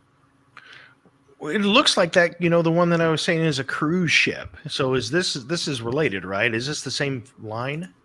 That's Busan. Yeah, it is. Agrica, yeah. Yeah, Agrica and Busan are different. Yeah, sorry. Yeah, I meant thanks. But yeah, that's another Agrica ship right there. Yeah. Mm-hmm. Interesting. Right? Like when I think in terms of like, so are they supposed to be a line, luxury line, Jess? What's that? Agrica? It says the Agrica is supposed to be a luxury line. Looks like it. It's fascinating in build because it makes you wonder. Like I always try and think in terms of lore. So you've got this alien race that is building this version of a ship that has some organic lines and patterns to it. Like the first one, we were jokingly saying it was like a mosquito for quite some time, and this one has interesting patterns and these wings and things. And I always like have to question like how much of the design is for atmosphere and how much of it is for space, because there's aspects where you don't need much in space. I think one of my favorite designs overall probably is the wedge that is the Ohm. I think that's a sexy looking ship, and this is beautiful in design, but what does the application do for the ship itself? Like this thing, like it's a wedge, and I always was fascinated by the design. I think it should win a design award because if you flip it on its side, it has the same build of the ship, no matter what angle you flip it to. It's pretty ingenious. This still has my vote. I'm a big fan of the Hero's a sexy ship. Myself. So there was also a roadmap report this week. Got a couple more pictures with it. So sleek, so clean. What is that's a seat of what? So we also got a tweet with this on it, and I think it's the same thing. Well, it's an opal. Yeah, it might not be like the opal jet, but perhaps it could be. Just looks different, maybe. But I also thought this could be like a seat module. Maybe you could like swap it out to upgrade it. This could be one of the things you could do. Yeah. So in this area, it looks like, so maybe when the last picture was just the part of the seat, because this now looks like it's nestled in a cockpit. As we're there, it looks like it's not, the module is not sitting in the actual ship. Sure. Yeah. Because there, it's the same thing. We see the front of it, but now it has stuff surrounding it. I don't really know what this is, to be honest. I thought it was like a Darth Vader helmet when I first saw it. Well, that looks like it's the back side of the... so like the seat, if you just click on it, I think the seat itself is right below. I think that's above your head. And you would be facing us, the camera. That's how I'm seeing it. So, but again, I don't know what the point was for sharing that, if that's the case. It made us think. It's shiny. What else we got? That's pretty much it. We're at the 247 mark. Let's bring up this question from Rob Mega from the chat. If you could, in the background, Fancy, maybe get that picture out of admin that I just posted. So Rob Meg is asking, curious, before we go, curious if you guys have an opinion on the changes to Gala Power and Town Power. I wasn't aware of this. This is just coming out right now from Rob Meg, and he shot me a link. So I'll put that. Yeah, we'll put that on the screen. I don't know if it's breaking, but they did make a change, and I haven't been paying attention. But essentially what they've done, so they basically made it so that in the Town Star game that some of us have been playing, the number of NFTs you can place, which is what allows you to earn in Town Star, is going to be controlled specifically by the Gala coin itself. And then the amount of town that you own, their town coin, is going to control the amount that you can actually earn. So they're changing their tokenomics a bit here, and they're changing the earning mechanics of the only game that you can actually play and earn in right now on the Gala ecosystem. I think this is good, right? However, what we're seeing is the fact that this is all brand new. Everything out here is brand new, and nobody's created a successful gaming play to earn ecosystem yet. And Townstar, which is one of the ones that we have some community members who have actually, kind of retired on, or they're making a bunch of money on at this point because they were in so early, is still making changes to their model. And well, Town is as recently as the beginning of December. So what are we talking about? Just 3 months ago, it was at nearly $2, but now it sits at 11 cents. And it's doesn't seem to have found a bottom yet. Well, they're kind of in an Axie situation, right? That's what I would call. I call it loosely. It's not really this, but I call them loosely like burn tokens, right? So this is the token that you're being paid in, which is so you have a constant sell incentive on this token. You have constant sell pressure because people who are trying to play this to earn are gonna obviously want to spend this token. You need more, and this is one of the things that Champions Ascension talks about, in their AMAs, which is what I liked about them, is they were saying, hey, we need more ways to burn these tokens. You can't just pay somebody in a token and then the only use for it is to sell it immediately, because that's why you have these token drops in Axie and in all these other games. There's got to be some this reasonable incentive for them to take onto it. Yeah. And you see this a little bit in Atlas, right? Because Star Atlas, their burn token, their sell pressure token is Atlas, right? And they've had some problems with the token price as well. However, they are utilizing access across their ecosystem for you to be able to spend it on things. And so for you to resupply your ships, you have to use the Atlas token. That's one use. I think the Atlas token probably needs more uses. And you see right now Gala with their 2 tokens on this one game trying to adjust to basically economics and how these things are going to work in the metaverse. Yeah. But what you say is absolutely true. I think there's all the projects are feeling that pain right now, because if we went back to was December 16th when December 16th, Atlas was at 12 cents. And that was the day that they launched Score.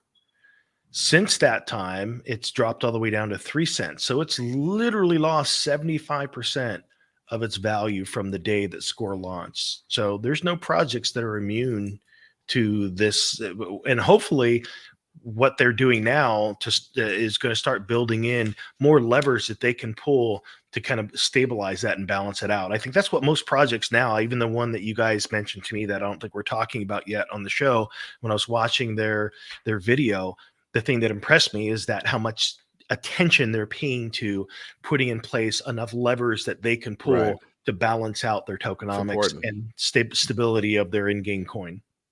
And what you didn't say there, but you kind of lightly mentioned, is the fact that the entire crypto market is down. And like we said at the beginning of the show, I mean, we're dealing with, war going on across the world right now. So the markets are going to see a lot of sell pressure because of that, as people try to shift their value into mediums that they feel like are most important during these times. Right. What we haven't seen, and what's very important, is a decoupling from these various currencies from the basic broader crypto community. And that's what we're looking for when we're talking about these metaverse projects, is eventually you're going to have a metaverse project where the value of their token is not linked to Bitcoin. and it's not linked to war between Ukraine and Russia, where it's linked to what's going on in that game, period, point blank. And when we get there, that's when you're going to know that we actually have a metaverse. Right now, it's still building and everything's still in the process of decoupling, and nobody's made a strong enough economy yet. That's what you need. You need a strong economy to allow it to decouple. You were spot on. What makes when I think of that, I think of like the GDP of a Second Life at $650 million, to where there's enough events and activity going on in there that are going to hold people's attention to where external events can happen, but people are still like saying, hey, there's enough important things going on in this world economy that it's going to help to stabilize it and, like you say, decouple it from what is happening with the rest of the market. We're not going to probably ever see that completely, simply because the nature of humans is that, news impacts us, and fear and FUD and FOMO, all those things remain real, and they tend to carry over into all different ecosystems. So I think we'll still see some of that, but eventually we will be able to see some metaverses and some in-game economies stand on their own and decouple as best as we can imagine. Yeah, I think you're right. I don't think we'll ever reach a point where war will not impact all facets of human society, right? If there's humans at war, I think it'll always probably impact all of us. However, like you also mentioned, you need enough stuff going on to where, because people, we've said this for a while, right? People aren't going to stop playing games because Bitcoin decides to go into a bear market. Right. And similarly, people aren't going to stop playing games because unrelated countries are at war, so you're going to have these tools that are going to be available for strong economies to stay afloat during troubled times. But we're not there yet. We're looking for it to be there, but it's not there. Yep. We got anything else? Where are we at, guys? That was the end of it for Star Atlas. Yep. Well, I don't know if we have any other external news. I think we've covered quite a bit. We're almost at the top of 3 hours now. We had the Michael Wagner, CEO of Star Atlas, interview. We started off talking quite a bit about, happenings in Ukraine and things that are related to the metaverse and to blockchain and to the internet that are playing a role in things as they play out there. Do we want to close things out now? I think, are we done, or do we have anything else that we need to add? Seems like it, yeah. I think we're good to go. Yep. Awesome. So with that, folks, thanks for being here with us. Again, this was our 30th, technically our 37th straight week, but 30th as the Metaverse Nomads. We did our first 6 shows under another brand prior to that as the Miranda's Gentry. But we really like having this conversation with you. We appreciate you being a part of this. We also thank you for your dialogue and conversation as we start off talking about Ukraine. Our brothers and sisters in Ukraine, we see you. We support you. We're all inspired by your resilience and the way that you are defending your personal freedoms and your way of life, and we will continue to support you in that. Folks, be on the lookout for, in the description here, how you can contribute, or if not, you can simply go to Twitter and look for the official Ukraine Twitter account that has wallet addresses where you can support in crypto. And with that, we will see you here next week, same time. We got more? What we got? I just wanted to share to check out the chat, and we have our Spanish Legion of Rome. Oh, sweet. They have set up their own Metaverse Nomads named You're gonna have to link that, man. Nomads. Nobody's typing that in. I didn't. No, it should be clickable, but if it isn't, it's copy paste. Go back that link. Go back that link. What we need you to do right now is we need you to go to www.twitch.tv/Hispanic-Series ID, and make sure you follow, because if you know anybody who's Hispanic, or if you are yourself, and it just might be too much to listen for 3 hours of English, it could help you learn. But we have our Hispanic Legion, South American, and definitely give them a follow. It was they created this on their own whim, so the innovation of Rome is just incredible to me, and we're just throwing the link out there to show some support. They live on Twitch. They also have a YouTube channel, but they do what we do, but essentially in Hispanic, in Espanol. So definitely check them out and support. Follow Rome. In your Subscribe. defense, Ray, it is the link is clickable in YouTube. There you it's go. fine. Yeah, but we'll also add it to the description because those are our guys. Nice. No, yeah, it's definitely clickable. But appreciate you all for watching, and that's all for me. Awesome. Anyone else got anything? Thank There you you go. for listening to our 30th episode, guys. We hit a milestone. Thanks, everybody. All right. Indeed. We're all gonna make it. Indeed. All right, guys. We will see you same time, same bat channel next week. Peace out. Atlas Miner, you were born to push the block in search of ore. And now it's time that you are gone. So farewell, Atlas Miner. And farewell, Mud and ONI too. Who's the sector same to you? The pirate bastards ran him through. So farewell, Atlas Miner. They promised you a diamond mine, but I'll be damned, it's hard to find. I hope there's justice for their crimes. And farewell, Atlas Miner. Farewell, friend, don't take it hard. Getting killed ain't all that bad. They'll treat you well in the repair yard. So farewell, Atlas Miner.